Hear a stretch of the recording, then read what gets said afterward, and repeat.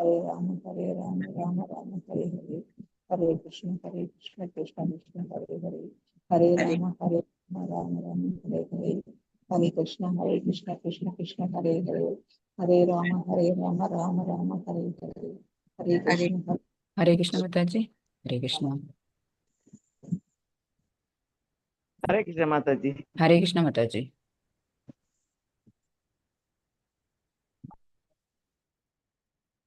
Okay, நம்ம இன்னைக்கு start பண்ணிடலாம். பிரணத்தி சொல்லியாச்சு. ஸோ நான் மகாமந்த்ரா ஒரே ஒரு டைம் சொல்லிட்டு நம்ம கிளாஸ் போயிடலாம். ओम नमो भगवते वासुदेवाय। ओम नमो भगवते वासुदेवाय। ओम नमो भगवते वासुदेवाय। जय श्री कृष्ण चैतन्य प्रभु नित्यानंद श्री अद्वैत गदाधर श्रीवासादि गौर भक्त वृंदा। हरे कृष्णा कृष्णा कृष्णा हरे हरे, हरे रामा रामा रामा हरे हरे। सर्वं श्री कृष्णार्पणमस्तु। ஹரே கிருஷ்ணா. எல்லா மாதாஜிக்கும் ஹரே கிருஷ்ணா. பிரபுஜி ஹரே கிருஷ்ணா. நம்ம இன்னைக்கு சாப்டர் 14 பார்க்க போறோம். 14 வந்து என்ன அப்படின்னா குணத்ரய விபாக யோகம். குணத்ரய விபாக யோகம், குணங்கள். ஓகேவா? ஜட இயற்கையின் முக்குணங்களை பத்தி இந்த சாப்டர்ல இப்ப படிக்க போறோம். இதுக்கு முன்னாடி குணங்களை பத்தி நம்ம 30th சாப்டர்ல பார்த்தோம். குணங்கள் தான் இங்க வந்து ஆத்மாவை வந்து இந்த உடலை, இந்த புலன்களை வந்து வேலை செய்யறதுக்கு கர்மாக்களை செய்யறதுக்கு தூண்டுறது எது அப்படின்னா குணங்கள் தான். ஸோ அதை பத்தி டீட்டெயில்டா இந்த சாப்டர்ல நம்ம படிக்க போறோம். ஜட இயற்கையின் முக்குணங்கள், அதுதான் சாப்டர் 14. சாப்டருக்குள்ள போறதுக்கு முன்னாடி நம்மளோட டைட்டிஸ் ஸ்ரீ ஸ்ரீ ராதா கோவிந்தா இஸ்கான் மங்களூர் இருக்கிற டைட்டிஸுக்கு நம்மளோட வந்தனங்களை தெரிவிச்சுப்போம். ஹரே கிருஷ்ணா கிருஷ்ணா கிருஷ்ணா ஹரே ஹரே, ஹரே ராமா ராமா ராமா ஹரே ஹரே. அத்தியாயம் 14. அந்த 14ல வந்து எப்படி இந்த சாப்டரை பிரிச்சிருக்கிறாங்க அப்படின்னா முக்குணங்கள் அது என்னென்ன அப்படின்னு 14.1லேருந்து 9 ஸ்லோகங்கள் வரைக்கும் சொல்லப்பட்டிருக்குது. ஓகேவா? அந்த முக்குணங்கள் என்னென்ன, அந்த முக்குணங்களோட பழக்க வழக்கங்கள், அவங்களோட கர்மா எப்படி இருக்கும், ஓகேவா, அவங்க எந்த மாதிரி இடத்துல வாழ்வாங்க, எந்த மாதிரி உணவு வகையில சாப்பிடுவாங்க, யார் கூட அவங்க அசோசியேட் பண்ணிப்பாங்க, இந்த மாதிரி எல்லா விஷயங்களும் இதுல சொல்லுவாங்க. அடுத்தது குணத்தின் ஆதிக்கத்தை அறிதல். அதுதான், அதாவது நம்மளோட உடல்ல வந்து இப்ப எந்த குணம் வந்து டாமினேட் ஆகிருக்குது அப்படிங்கிறது வந்து அது நம்மளால தெரிஞ்சுக்க முடியும். நம்ம சாப்பிட்ற சாப்பாட்டுலேருந்து, நம்ம பேசுற நம்ம நடவடிக்கையிலேருந்தே நம்மளால கண்டுபிடிச்சிட முடியும் எந்த மாதிரி குணத்துக்கு கீழே நம்ம ஆதிக்கத்துல, எந்த குணத்தோட ஆதிக்கத்துக்கு கீழே நம்ம இருந்துட்டு இருக்கோம் அப்படின்னு. அடுத்தது என்ன அப்படின்னா குணங்களுக்குள்ளேயே செயல்பட்டு மடிதல். அதாவது பகவானை அதை பக்தி தொண்டு பண்ணணும் அப்படின்னா பகவான் மாதிரி நிர்குணவாதியா ஆகணும் அப்படிங்கிற எண்ணம் நமக்கு வரும். ஓகேவா? அப்படி இல்லைன்னா நிர்குணவாதினா என்ன அர்த்தம்? குணங்கள் அற்றவன் அர்த்தம். பகவான் வந்து குணங்கள் அற்றவர். குணங்கள் அத்தனையும் அவர் படைச்சாலும் கூட அதுக்கு அப்பாற்பட்டு தான் அவர் இருக்கிறாரு. அந்த மாதிரி ஸ்டேஜுக்கு நம்மளும் போக முடியும். பட் பயிற்சி வேணும், முயற்சி வேணும். அப்படி இல்லைன்னு வச்சுக்கோங்களேன், இந்த குணங்களுக்குள்ளேயே தான் செயல்பட்டு கடைசியில நமக்கு அழிவு அதுதான் கிடைக்கும். அடுத்தது குணங்களை தாண்டி செல்லுதல். அப்படி இல்லாம இது 14.14லேருந்து 18 வரைக்கும் இந்த குணங்களுக்குள்ளே செயல்பட்டு மடியிறவங்களை பத்தி சொல்றாங்க. அடுத்தது குணங்களை தாண்டி நம்ம சென்னுட்டோம், நிர்குணவாதி வாசுதேவ தலத்தில் நம்ம இருந்தோம் அப்படின்னா அப்படி இருக்கவங்க எப்படி இருப்பாங்க, அதை தாண்டி ஒரு நரிகுறிகள் என்ன, அவருடைய நடத்தை என்ன, எப்படி தாண்டுவது, இந்த மாதிரி வழிமுறைகள் கடைசி அந்த ஸ்லோகங்கள்ல 27வது ஸ்லோகம் வரைக்கும் சொல்லப்பட்டிருக்குது. ஸோ நம்ம இந்த சாப்டருக்குள்ள போலாம். ஹரே கிருஷ்ணா. அந்த அத்தியாயத்தின் சுருக்கம் பார்த்தீங்கன்னா முக்குணங்கள் என்னென்ன முக்குணங்கள், அப்புறம் குணத்தின் ஆதிக்கத்தை அறிதல், எப்ப எது நமக்கு டாமினேட்டா இருக்குதுங்கிறது நமக்கு இந்த இந்த ஸ்லோகங்கள் வழியா பகவான் நமக்கு தெளிவுபடுத்துறாங்க. குணங்களுக்குள்ளேயே செயல்பட்டு மடிதல் அது எப்படி நடக்கும் அப்படிங்கறத இந்த ஸ்லோகங்களுக்குள்ள நமக்கு தெரியுது. 19 to 27ல வந்து குணங்களை தாண்டி செல்றவன் எப்படி நடந்துப்பான் அவனோட, அப்புறம் எப்படி தாண்டி செல்றது அதுக்கான வழிமுறைகளும் பகவான் கொடுத்துறாங்க. முக்குணங்களை இப்ப நம்ம பார்க்க போறோம். என்னென்ன குணம்? சத்துவகுணம், ரஜோகுணம் மற்றும் தமோ குணங்கள். இந்த 3 குணம் தான். இந்த 3 குணமும் எங்க இருக்கு அப்படின்னா இந்த பௌதிக இயற்கையில தான் இருக்குது. பகவானால படைக்கப்பட்டிருக்கிற இந்த பௌதிக இயற்கையில தான் இந்த குணங்கள் எல்லாம் இருக்குது. ஜட உலகத்துல தான் இருக்குது இந்த குணங்கள். நம்ம இந்த குணங்களின் மூலமாக நம்ம பிணைக்கப்பட்டிருக்கிறோம். மேல இந்த 3 பேர் தெரியுறாங்கல்ல, அவங்க 3 பேரும் யாரு அப்படின்னா 3 குணங்கள். ஓகேவா? சோ இந்த குணங்கள் வந்து நம்மள, இது எதுவுமே தோன்றாதது, கண்ணுக்கு அது அவ்வியக்தம்னு நம்ம சொல்றோம் அப்படின்னா என்ன அர்த்தம்னா கண்ணுக்கு தெரியுமான்னா தெரியாது. அதோட நடவடிக்கை மூலமா நம்ம தெரிஞ்சுக்க முடியும். நம்ம அன்பா பாசமா பேசணும்னா நம்ம சத்துவகுணத்துல இருக்கிறோம். கோபமா யாரையாவது பார்த்து நம்ம திட்டுறோம், எரிஞ்சு விழறோம் அப்படின்னா அப்ப ரஜோகுணத்துல இருக்கிறோம். அல்லது ரொம்ப முட்டாள்தனமான விஷயத்த செஞ்சுட்டு இருக்கோம், அல்லது எதையுமே செய்யாம அப்படியே மயக்கம் தூக்கம் அப்படின்னு இருக்கோம்னா பரியாமை குணம். ஓகேவா? ஸோ குணங்களுக்கு தகுந்த மாதிரி நம்மளோட செயல்பாடுகள் இருக்கும். அதை வச்சு நம்ம இந்த குணத்துல இருக்கோங்கிறத தெரிஞ்சுக்கலாம். ஸோ குணங்கள் கண்ணுக்கு தெரியாது. ஓகேவா? அந்த குணங்கள் தான் நம்மள பிணைச்சிருக்குது. அதுதான் அந்த கயிறுகளால நம்ம கட்டப்பட்டிருக்கோம். இது உயிர்வாழி. இந்த உயிர்வாழியானவன் கயிறுகளால கட்டப்பட்டுள்ளான். எப்படி இந்த பொம்மலாட்டத்துல வந்து ஒரு ஒரு சைடு குச்சியை தூக்கணும்னா அது கையை தூக்கும், இன்னொரு சைடு குச்சியை இறக்கணும்னா அது கையை இறக்கும். அந்த மாதிரி இந்த 3 குணங்களும் நம்மளுடைய செயல்பாடுகளை மாற்றி அமைச்சுக்கிட்டே இருக்குது. ஓகேவா? முக்குணங்கள் என்றால் என்ன? குண என்றால் கயிறு. இது பச்சை, சிகப்பு, நீலம் அடிப்படை வர்ணங்கள் கொண்டது. ஓகேவா? 3 கலர் கொடுத்துட்டாங்க. நம் வாழ்வின் ஒவ்வொரு அம்சங்களையும் பாதிக்கும் குணங்கள். நன்மை தன்மைன்னு கொடுத்துருக்காங்க. நடத்தை வாழ்வை எதிர்நோக்கும் விதம். வெவ்வேறு நிலைகளில் நம்மை பாதிக்கும் குணங்கள் வந்து நம்மள என்ன செய்யும்? ஒரு இடத்துலயும் நம்மள அதை பாதிச்சுட்டு தான் இருக்கும். எங்கன்னா உடல் அளவுல பாதிப்படைவோம், மனமளவுல பாதிப்படைவோம், அப்புறம் உணர்ச்சி வசப்பட்டு போயிடுவோம். ஓகேவா? ரொம்ப கரடு முரடா இருப்பாங்க. ரொம்ப யார் எது சொன்னாலும் அதை பத்தி ரஃப் அண்ட் டஃபா இருப்பாங்கல்ல, யாருக்குமே வந்து ஈடு கொடுத்து போக மாட்டாங்கல்ல. ஓகே, அது ரஜோகுணவாதிகள். ஒரு விஷயத்த கேட்ட உடனே அப்படியே மெல்ட் ஆகி போயிட்டு அவங்களுக்கு ஹெல்ப் பண்ண போவாங்கல்ல, அவங்க வந்து சத்துவ குணவாதிகள். அது என்ன அவங்க சொல்ல வராங்கன்னு புரிஞ்சுக்காமையே அது பத்தின அது அவங்க மனசுல வாங்கிக்கிட்டாங்களே இல்லாம உணர்ச்சியற்ற நிலையில இருப்பாங்கல்ல, அவங்க தானே கஷ்டப்படுறாங்க, அவங்களுக்கு தானே அது வந்தது, நமக்கு என்ன போச்சு அப்படின்னு சில பேர் இருப்பாங்கல்ல, அது வந்து தமோ குணம். ஸோ இந்த மாதிரி எல்லா விதத்திலையும் அந்த குணங்கள் வந்து நம்மளை பாதிக்கும். இதுதான் நம்ம இந்த விஷயங்களை தான் நம்ம இந்த சாப்டர்ல ஃபுல்லா எக்ஸ்பிளைன்டா பார்க்க போறோம். பார்ப்போம். சந்தோஷமான குடும்பமா இருக்கிறாங்க அப்படின்னா அவங்க சத்துவ குணத்துல நிரம்பி இருக்கிறாங்க. ஓகேவா? ஏன்னா அவங்க தனக்கு வேணுங்கிற பொருள் ஈட்டுறாங்க, அந்த பொருள் ஈட்டுறதுக்கு தகுந்த மாதிரி அந்த குடும்பத்தை அவங்க நல்லபடியா பாத்துக்கிறாங்க. கல்வி, பணம், இருப்பிடம், உணவு, உடுத்திக்கிறதுக்கு உடை, இதெல்லாம் இருந்தது அப்படின்னா ஒரு திருப்திகரமான குடும்பத்தை அவங்க வாழ்றாங்க. ஓகேவா? மிகவும் சுறுசுறுப்பான குடும்பம். இவங்க என்ன செய்யறாங்க? தனக்கு தேவையான பொருள் ஈட்டினாலும் கூட அதையும் மீறி இன்னும் கொஞ்சம் நல்ல பேர் வாங்கணும், இன்னும் கொஞ்சம் நிறைய புகழ் பெறணும், இன்னும் கொஞ்சம் நிறைய நம்ம பணம் சம்பாதிக்கணும் அப்படின்னு ரொம்ப சுறுசுறுப்பா நிறைய வேலை பார்த்து, ஓகேவா, ரொம்ப ஒரு எப்படி சொல்றது அப்படின்னா முயற்சிய, இந்த விடாமுயற்சி, கடுமுயற்சி போட்டும் மச் என்டியூரன்ஸ்பாங்க இங்கிலீஷ்ல, அவ்வளவு முயற்சியை போட்டு வேலை செஞ்சுட்டே இருப்பாங்க. இது ரஜோகுணவாதிகள். இந்த குடும்பம் எப்படியோ வாழ்ந்து கொண்டிருக்கும் குடும்பம். டெய்லி சண்டை சச்சரவு, ஏதாவது அநியாய வார்த்தைகளை சொல்லி திட்டிக்கிறது ஒருத்தவங்க, அப்புறம் காலை நேரத்துல ஒழுங்கா ஏந்திரிக்கிறது, குடும்ப வேலைகளை பார்க்கறது, ஸ்கூல் போறது, படிக்கிறது, சுவாமிக்கான பூஜை பண்றது, கோவிலுக்கு இந்த மாதிரி எந்த விஷயமும் இல்லாம என்னமோ பிறந்தோம், என்னமோ சாப்பிட்றோம், என்னமோ வாழறோம்னு ஏதோ ஒரு மாதிரி குடும்பத்தை நடத்திட்டு இருப்பாங்கல்ல. ஸோ 3 விதமான குடும்பம். இதுல இருந்து நம்ம வந்து அந்த குடும்பத்துல என்னென்ன அங்க இருக்கக்கூடிய ஜீவராசிகளோட குணத்தை நம்ம பார்த்துடலாம். ஓகேவா? ஸோ புத்தகங்கள் புத்தகங்கள் படிக்கிறவங்களா இருந்தாங்கன்னா சத்துவகுணத்துல என்ன செய்வாங்க? என்ன மாதிரி புத்தகங்கள் படிப்பாங்கன்னா உற்சாகமூட்டும் சுயசரிதைகள் படிப்பாங்க. ஏன்னா அப்ப அது நமக்கு மோட்டிவேஷனலா இருக்கும். ஒருத்தவங்க சுயசரிதை யார் எழுதுவா? ரொம்ப ஜெயிச்சவங்க. ஓகேவா? இந்த சமுதாயத்துல பல நல்ல காரியங்கள் செஞ்சு ரொம்ப ஜெயிச்சவங்க என்ன செய்வாங்க அப்படின்னா புத்தகங்கள் சுயசரிதை எழுதுவாங்க. ஸோ அதை நம்ம படிக்கிறோம்னு வச்சுக்கோங்களேன், நமக்கு மோட்டிவேட்டடா இருக்கும். ஸோ அந்த மாதிரி யாரு படிப்பா அப்படின்னா சத்துவகுணவாதிகள். ரஜோகுணவாதிகள் என்ன பண்ணுவாங்க பாருங்க, திகில் நாவல்கள், அப்புறம் அறிவியல் கற்பனை கதைகள், அதாவது இந்த ஃபிக்ஷன் ஸ்டோரிஸ் எல்லாம் இருக்குல்ல, அது அந்த மாதிரி நாவல்ஸ் இந்த மாதிரி எல்லாம் படிக்கிறது ரஜோகுணவாதிகள். ஏன்னா அவங்களுக்கு என்ன தேவை அப்படின்னா அந்த ஒரு ஒரு பஞ்ச் தேவை. அவங்களுக்கு லைஃப்ல வந்து எந்த விஷயம் எடுத்தாலும் அந்த ஒரு பஞ்ச் தேவை. அதுக்காக அவங்க என்ன அந்த மாதிரி பண்ணுவாங்க. தமோகுணவாதிகள் வந்து ஆட்சேபிக்கத்தக்க வலைதளங்கள், நம்ம இல்லீகலா இருக்குல்ல, அதாவது இதெல்லாம் பண்ணக்கூடாது அப்படின்னு இதெல்லாம் ஒதுக்கி வச்சிருக்கோமோ, அந்த சைடெல்லாம் நம்ம போவே கூடாது அப்படின்னு எங்கெல்லாம் எதுக்கெல்லாம் கட்டுப்பாடு விதிச்சிருக்கோமோ அதுக்கெல்லாம் போய் அந்த மாதிரி விஷயங்கள் எல்லாம் பார்த்து தேடி அது மேல இன்ட்ரெஸ்ட் காட்டுவாங்க. அப்புறம் வேலை, இவங்க வந்து அடுத்தவங்களுக்கு கல்வி கற்றுக் கொடுக்கக்கூடிய வேலையில இருப்பாங்க, ஆசிரியராவோ பேராசிரியராவோ. ஓகேவா? ஸோ அது எப்படி இருக்கும் அப்படின்னா தனக்கு தெரிஞ்ச ஞானத்தை அடுத்தவங்களுக்கு சொல்லிக் கொடுக்கக்கூடிய அந்த தொழில் செய்யறவங்களா இருப்பாங்க. இது பணம் வந்து தேன் போன்ற, அதாவது இது என்ன அப்படின்னா என்ன வேலை கிடைச்சாலும் அவங்க செய்வாங்க. ஏன் அப்படின்னா பணம் நிறைய சம்பாதிக்கணும். ஒரு வீடு வச்சிருக்கோமா இன்னும் பங்களா வாங்கணும், ஒரு கார் வச்சிருக்கோமா இன்னும் பெரிய காரு, இன்னும் 2 கார் வாங்கணும். அந்த மாதிரி அவங்க என்ன செய்றாங்க, அதிகமா தன்னுடைய உழைப்ப போட்டு, போட்டு பணத்த அவங்க சேகரிச்சுட்டே இருப்பாங்க. அதுக்கு என்னென்ன வேலையெல்லாம் உண்டோ எல்லா வேலையும் செய்வாங்க அவங்க.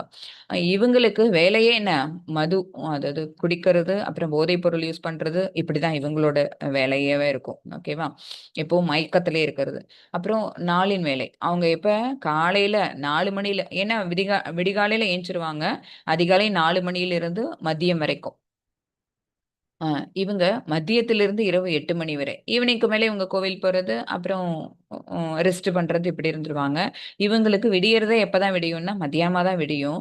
அப்புறம் இரவு 8 மணி வரைக்கும் அவங்க வேலை செய்வாங்க. இவங்களுக்கு எப்ப அப்படின்னு பாருங்க, இரவுல தான் இவங்களுக்கு வேலையே. இரவுல 8 மணிக்கு மூச்சுண்டு, ஏன்னா அவங்க ஒண்ணும் பெரிய ஒரு சீர்திருத்த வேலை எதுவுமே செய்ய போறதில்ல. அப்பயும் மயக்கத்திலயும், போதையிலயும் தான் இருக்க போறாங்க. ஸோ அவங்க எப்ப இருப்பாங்கன்னா, இரவு 8 மணிலேருந்து அதிகாலை 4 மணி வரை தான் முழிச்சுட்டே இருப்பாங்க.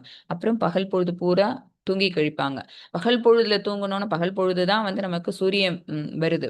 ஸோ சூரிய வெளிச்சம் மேல படும்போது தான் நமக்கு ஒரு சுறுசுறுப்பு கிடைக்கும். அப்பதான் நம்ம ஆக்கப்பூர்வமான பல செயல்கள நம்மளால செய்ய முடியும். பட் அப்ப தூங்கிடுறாங்க. ஓகேவா? இசை, இவங்க என்ன மாரி மியூசிக் கேட்பாங்க அப்படின்னா, கர்நாடிக் மியூசிக், ரொம்ப மெலடி சாங்ஸ் இதெல்லாம் அவங்க கேட்பாங்க. இவங்க பாருங்க, ஏன்னா இவங்களுக்கு பஞ்ச் தேவையா, ஸோ இவங்களுக்கு வந்து ஒரு விறுவிறுப்பு ஊட்டக்கூடிய அந்த மியூசிக் தான். ஜாஸ், ராக் மற்றும் பாப் இந்த மாதிரி மியூசிக்லாம் அவங்க கேட்பாங்க. இவங்க பாருங்க, கத்துதல், கதறுதல், ரொம்ப நாய்ஸியா, ஓகேவா? நம்மளால பொறுத்துக்கவே முடியாத சில சவுண்ட் எல்லாம் இருக்குல்ல. ஐயோ! நிறுத்துங்களேன், இது ஏன் இது ஓடுது? அப்படின்னு நம்ம சொல்லுவோம்ல. அப்படிப்பட்ட மியூசிக் அவங்களுக்கு புடிச்சிருக்கும். இவங்க எங்க இடங்கள்லாம் போவாங்க அப்படின்னா, பார்க்குக்கு போவாங்க. ஓகேவா? இவங்க வெறித்தனமா நகருவாங்க. ஏன்னா, அப்பதானே ஒருத்தவங்கள பார்த்து இன்னொருத்தவங்களுக்கு ஏன்னா இவங்களுக்கு போட்டி இருக்கும். இன்னொருத்தவங்கள கோலா வச்சிருப்பாங்க. ஓ! அவங்க இவ்வளோ சம்பாதிச்சுட்டாங்களா, நம்ம இத பண்ணணும். அப்ப என்ன ஆகும்?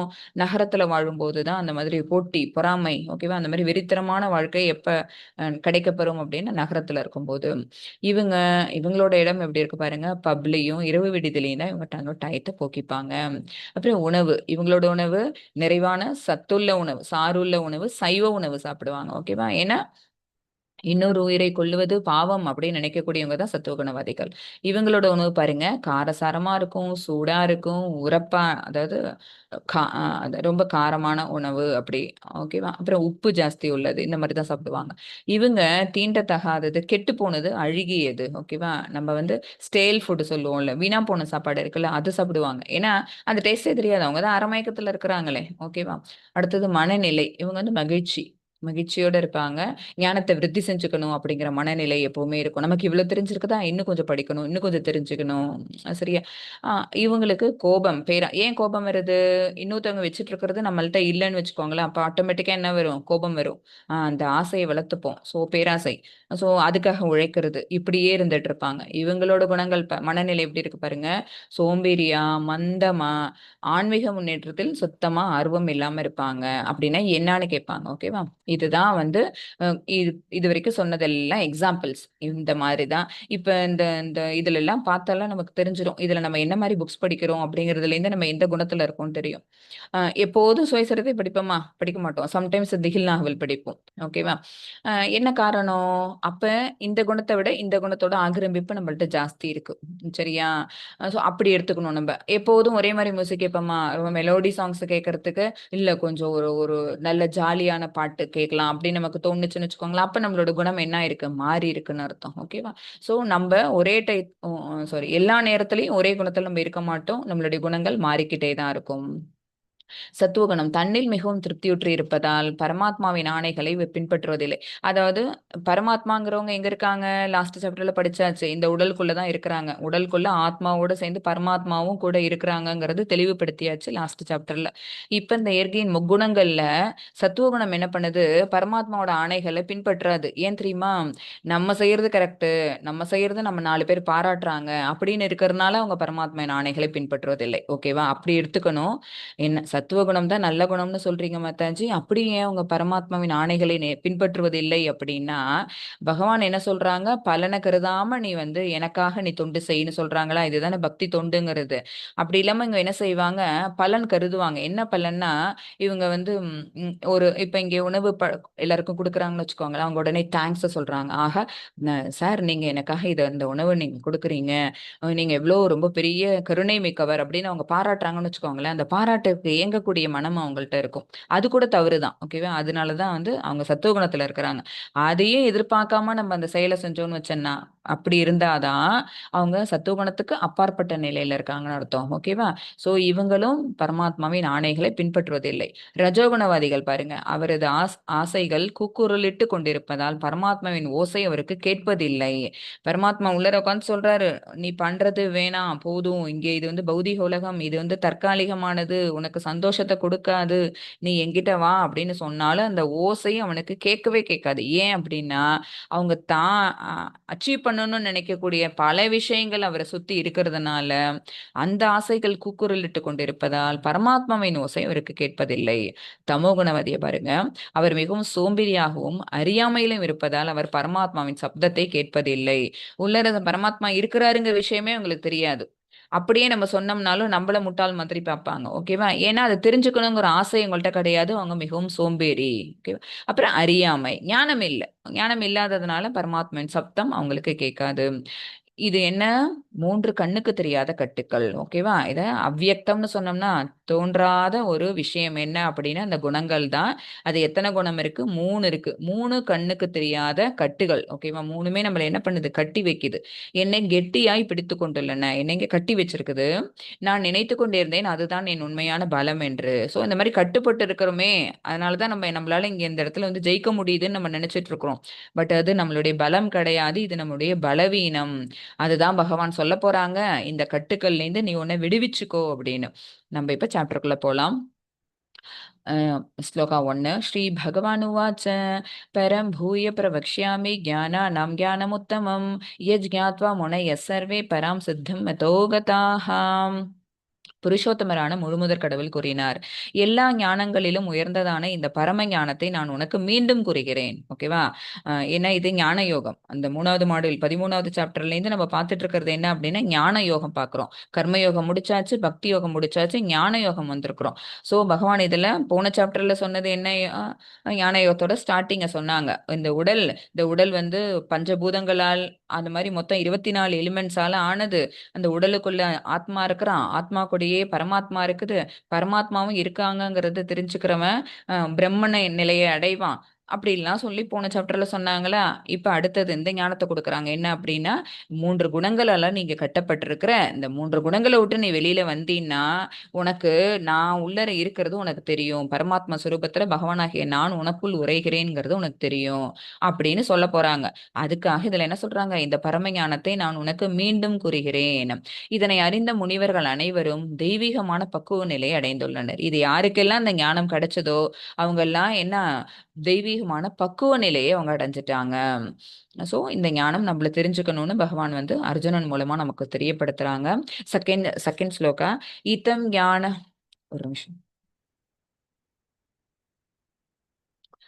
इतं ज्ञानमुपाश्रित्य मम साधर्म्यम् आगताः सर्के अपि नोपजायन्ते प्रलये न व्यदन्ति च. இந்த ஞானத்தில் நிலை பெறுவதால் ஒருவன் என்னை போன்ற தெய்வீக இருக்கை அடைய முடியும். ஓகேவா? இந்த ஞானம் நமக்கு தெரிஞ்சிருச்சு அப்படின்னா நம்ம என்ன செஞ்சிருவோம்? இங்க சொல்ல வர்றது என்ன அப்படின்னா 3 குணங்கள், அந்த 3 குணங்கள் நம்மளை கட்டுப்படுத்துதுன்னு சொல்லியிருக்கிறாங்க. அப்பன்னா இதுல இருந்தே நமக்கு தெரிஞ்சிடும் எது இந்த விஷயம் இம்ப்ளிசிட்டா இருக்கு, எந்த விஷயம் அப்படின்னா இதுல இருந்து நம்ம வெளியில வரணுங்கிறது தான். கட்டுப்படுத்தி இருக்கிற அந்த விஷயத்துல இருந்து நம்மள என்ன பண்ணிக்கணும்? விடுவிச்சுக்கணும். ஓகேவா? அந்த விடுவிச்சுக்கணுங்கிற அந்த ஒரு விஷயம் சொல்லித்தராங்க பாத்தீங்களா? அதுதான் ஞானம். அப்ப விடுவிச்சுக்கிட்டோம்னா நம்ம என்ன ஆயிடுவோம்? நிர்குணவாதியா ஆயிடுவோம். நிர்குணவாதிங்கிறது யாரு யாரு இருக்கிறா? பகவான் அந்த மாதிரி இருக்கிறாங்க. சோ பகவானுடைய அதே தெய்வீகத்தன்மையை இந்த ஜீவராசியாலையும் அடைய முடியும். அதுதான் இங்க இந்த ஞானத்தில் நிலை பெறுவதால் ஒருவன் என்னை போன்ற தெய்வீக இயற்கை அடைய முடியும். இவ்வாறு நிலை பெற்ற பின் அவன் படைப்பின் போது பிறப்பதோ பிரளயத்தின் போது தொல்லையுறுவதோ இல்லை. அந்த மாதிரி பிரம்மன் நிலைக்கு அந்த தெய்வீக இயற்கை அப்படின்னா என்ன அர்த்தம்? பகவானோட கோலோக விருந்தாவனத்துக்கே அவங்க போயிட்டாங்கன்னு அர்த்தம். நிர்குணவாதியா இருந்து அவங்க இங்க இருக்க கர்மாக்கள் அதுக்கப்புறம் இந்த பௌதிக உலகத்துல அவங்க இருந்தாலும் கூட அவங்க என்ன ஆக மாட்டாங்க? இங்க இருக்கிற பிரளயம் போது அவங்க எல்லாம் இங்க உண்டானாலும் கூட, இங்க தோன்றினாலும் கூட அவங்க பிறக்கிறது கிடையாது. அதே மாதிரி இங்கே பிரளயம் முடியும் போது அவங்க எல்லாரும் பகவானுக்குள்ள ஒரு போய் நம்ம ஐக்கியமாகறோம்ல, அப்ப அதனால அவங்க கஷ்டப்படுறது கிடையாது. என்ன காரணம் அப்படின்னா, அவங்க இந்த உலகத்துல இருந்தாலும் கூட அவங்க முக்தி பெற்ற ஆத்மாக்களா இருக்கிறாங்க. ஏன்னா நிர்குணவாதி தெய்வீகத்துல நிலை பெற்றுட்டாங்க. சோ பகவானுக்கான சேவை தான் செய்யறாங்க. சோ அவங்களுக்கு என்ன இருக்காது, எதிர்பார்ப்பு இருக்காது. தனக்கு நிறைவேற்றி கொள்ளணுங்கிற எந்த விஷயமும் அவங்களுக்கு கிடையாது. சோ அப்ப என்ன ஆயிடும், தன்னில் திருப்தி ஊட்டுறவர்களா, தன்னை உணர்ந்தவங்களா அவங்க ஆயிடுவாங்க. அதுதான் இங்க பகவான் சொல்றான். அப்படி தன்னை உணர்ந்த ஆத்மா என்ன செய்வான், எந்த கஷ்டமா இருந்தாலும் இந்த உடலுக்கு மட்டும்தான், இந்த ஆத்மாவுக்கு இல்லைங்கிறத புரிஞ்சுப்பான். அதுதான் இங்க படைப்பின் போது பிறப்பதோ பிரளயத்தின் போது தொல்லையுறுவதோ இல்லைன்னு சொல்லியாச்சு. ஓகேவா. அடுத்து கிருஷ்ணர் தூய ஞானத்தின் மகிமை உரைக்கிறார். நமக்கு இந்த ஞானம் கிடைச்சிருச்சுன்னு வச்சுக்கோங்களேன், நம்மளும் என்ன ஆகும், இந்த மாதிரி முக்தி பெற்ற ஆத்மாமா இங்கேதான் இருப்போம், பௌதிக உலகத்துல தான் இருப்போம். ஆனா எந்த ஒரு கஷ்டமும் நம்மள துன்புறுத்தாது. உயர்ந்த பரம ஞானத்தை கொடுக்கறாங்க. அது முக்தி அளிக்கக்கூடிய தகுதி வாய்ந்தது. தெய்வீகமான முக்தி நிலை, பக்குவ நிலையை நம்மால் அடைய முடியும். அந்த பக்குவ நிலை என்ன அப்படின்னா நித்தியத்துவம் வாய்ந்தது. நித்தியத்துவம்னா என்ன அர்த்தம், எட்டர்னல். அதாவது பகவான் மாதிரியே நம்மளும் ஆயிடுவோம். முக்குணங்களால் கலங்கப்படாத ஞானம் தெய்வீக ஞானமாகும். கிருஷ்ணர் நமக்கு அந்த பரமமான ஞானத்தை அளிக்கிறார். அதை கடைபிடிப்பது நம் கையில் தான் உள்ளது. கிருஷ்ணர் நமக்கு அந்த பரமமான ஞானத்தை, ஓகேவா, அந்த பரம ஞானம் எங்க கிடைக்குது நமக்கு, இந்த 13th சாப்டர்ல இருந்து ஒரு ஒரு நாலேஜா நமக்கு கொடுக்கறாங்க. இப்ப நம்ம பகவத்கீதையை அழகா படிச்சு நம்ம அதை உணர்ந்துக்கிட்டோம் அப்படின்னா அது நம்ம கையில தான் இருக்குது. ஓகேவா. அப்ப நம்மளும் ஞானத்தை அடைஞ்சவங்களா ஆகும். ஒரு விஷயத்தை தெரிஞ்சுக்கணும், நம்ம படிப்போம், நம்ம அதுக்குன்னு முயற்சியை போடுவோம். அப்ப என்ன ஆகும், ஆட்டோமேட்டிக்கா நம்ம அதை கடைபிடிக்கிறதும் அதை விட்டுட்டு போறதும் நம்மளோட கையில தான் இருக்குது. பகவான் கொடுத்தாச்சு, அதை நம்ம ஃபாலோ பண்றோமா இல்லையாங்கிறது தான். ஓகேவா. தேர்ட் ஸ்லோகம். மம யோனிர் மகத் பிரம்ம தஸ்மின் கர்ப்பம் ததாம்யகம் சம்பவ சர்வ பூதானாம் ததோ பவதி பாரத. பரதனின் மைந்தனே, பிரம்மன் எனப்படும் மொத்த ஜடவஸ்துக்களும் ஒரு கருவறையாகும். அந்த பிரம்மனை கருவுறச் செய்து அனைத்து ஜீவாத்மாக்களின் பிறப்பினையும் நானே சாத்தியமாக்குகின்றேன். ஓகேவா. அதாவது இந்த ஜட உலகம் இருக்கு பாத்தீங்களா, இது ஒரு கருவறை. ஓகேவா. அந்த ஜட உலகம் ஃபர்ஸ்ட் இந்த உலகத்தை தானே படைக்கிறாங்க, மகத் தத்துவம் படைக்கிறாங்க. மகத் தத்துவத்திலேருந்து ஒரு ஒரு பிரபஞ்சங்களா படைக்கப்படுது. அது எல்லாமே என்ன அப்படின்னு பாத்தீங்கன்னா ஒரு ஒரு கருவறை. ஓகேவா. அந்த கருவறைக்குள்ள பகவான் என்ன செலுத்துறாங்க அப்படின்னு பாத்தீங்கன்னா, அங்க இருக்கக்கூடிய அத்தனை ஜீவராசிகளும் பிறப்பெடுக்கிறதுக்கு காரணமா பகவானே அமையறாங்க. பிறப்பு அத்தனையும் நானே சாத்தியமாக்குகின்றேன் அப்படின்னா, இப்போ ஒரு குழந்தை பிறக்குது அப்படின்னா தந்தையின் விதையானது தாயின் கருவுக்குள்ள சேரும்போது ஒரு குழந்தையின் பிறப்புங்கிறது சாத்தியமாகுது. அதேதான் இங்க என்ன அப்படின்னா, இந்த ஜட இயற்கைங்கிறது தாய். ஓகேவா. பகவான் யாரு அப்படின்னா, அவங்கதான் விதையளிக்கக்கூடிய தந்தை. இது அடுத்த ஸ்லோகால வரும். சோ பகவான் என்ன பண்றாங்க, விதை கொடுக்கறாங்க. அப்ப என்ன ஆகுது, இந்த பௌதிக உலகம் கருவுறுது. கருவுற செய்து அனைத்து ஜீவராசிகளும் இங்க பிறப்பெடுக்கிறாங்க. அத்தனையோட பிறப்பையும் யாரால சாத்தியமாக்க முடியுது, பகவானால தான் சாத்தியம். அதனாலதான் பகவான புருஷா அப்படின்னு சொல்லுவோம். ஓகேவா. அவங்கள தவிர பாக்கி இருக்கவங்க அத்தனை பேரும் யாரு அப்படின்னா பெண்கள் தான். ஓகேவா. பகவான் மட்டும்தான் புருஷா. சர்வ யோனிஷு கௌந்தேய மூர்த்தய சம்பவந்தி யாஹ தாசாம் பிரம்ம மகத் யோகம் அகம் பீஜ பிரதப்பிதா. அகம் பீஜ பிரதப்பிதா அப்படின்னா, அகம்னா நான் தான் விதையளிக்கக்கூடிய தந்தை. பீஜம்னா விதைன்னு அர்த்தம். விதையளிக்கக்கூடிய தந்தை. குந்தியின் மகனே, எல்லா உயிரினங்களும் இவ்வுலகில் பிறப்பினால் சாத்தியமாக்கப்படுகிறன. கரெக்ட். இங்கே எந்த ஒரு குழந்தையும் பிறக்குது அப்படின்னா ஒரு தந்தையின் விதையானது தாயின் கருப்பைக்குள் செல்லுது. அதனால அந்த ஒரு பிறப்புங்கிறது நடக்குது. சோ எல்லா உயிரினங்களும் இவ்வுலகில் பிறப்பினால் சாத்தியமாக்கப்படுகின்றன. அது என்னாகும், இப்ப மனிதர்கள் அப்படிங்கும்போது குழந்தையா பிறப்படுது. சில பேரு முட்டை அந்த கரு முட்டை. ஓகேவா. அந்த முட்டையிட்டு அது குஞ்சு பொரிக்கிறது. ஓகேவா. சிலது குட்டி போடுறது. இந்த மாதிரி இருக்கு. ஆனா எப்படியா இருந்தாலும் பிறப்புங்கிறது எப்படி சாத்தியமாகுது, இந்த உயிரினங்களுக்கு நடுவுல சாத்தியமாகிட்டு இருக்குது பகவானுடைய இருப்புனாலதான். அதற்கு காரணம் என்னன்னு சொல்றாங்க பாருங்க. நானே விதையளிக்கும் தந்தை என்பதும் புரிந்து கொள்ளப்பட வேண்டும். பகவான் தான் எல்லாத்துக்கும் விதையளிக்கிறாங்க. ஓகேவா. பகவான் எப்படி விதையளிக்கிறாங்க அப்படின்னா, மழையா வருது. ஓகேவா. மழை மூலமா பகவானோட ஆசீர்வாதம் வருது. அந்த மழை நீர் இந்த பூமியில படுது. பூமியில இருக்கக்கூடிய தானியங்கள் எல்லாம் விளைச்சல் பெறுது. அந்த விளைச்சல் அடைஞ்ச அந்த தானியங்கள் அத்தனையும் நம்ம கதிர் அறுத்து அந்த தானியங்கள் எல்லாத்தையும் நம்ம பகவானுக்கு பிரசாதமா நெய்வேத்தியமா கொடுக்கிறோம். பகவானுக்கு அர்ப்பணிச்சுட்டு அதுக்கப்புறம் அப்புறம் நம்ம அதை பிரசாதமா உட்கொள்ளும் போது அந்த சக்தியானது நம்மளுடைய உடலுக்கு, ஆணுடைய உடலுக்கு செலுத்தப்படுது.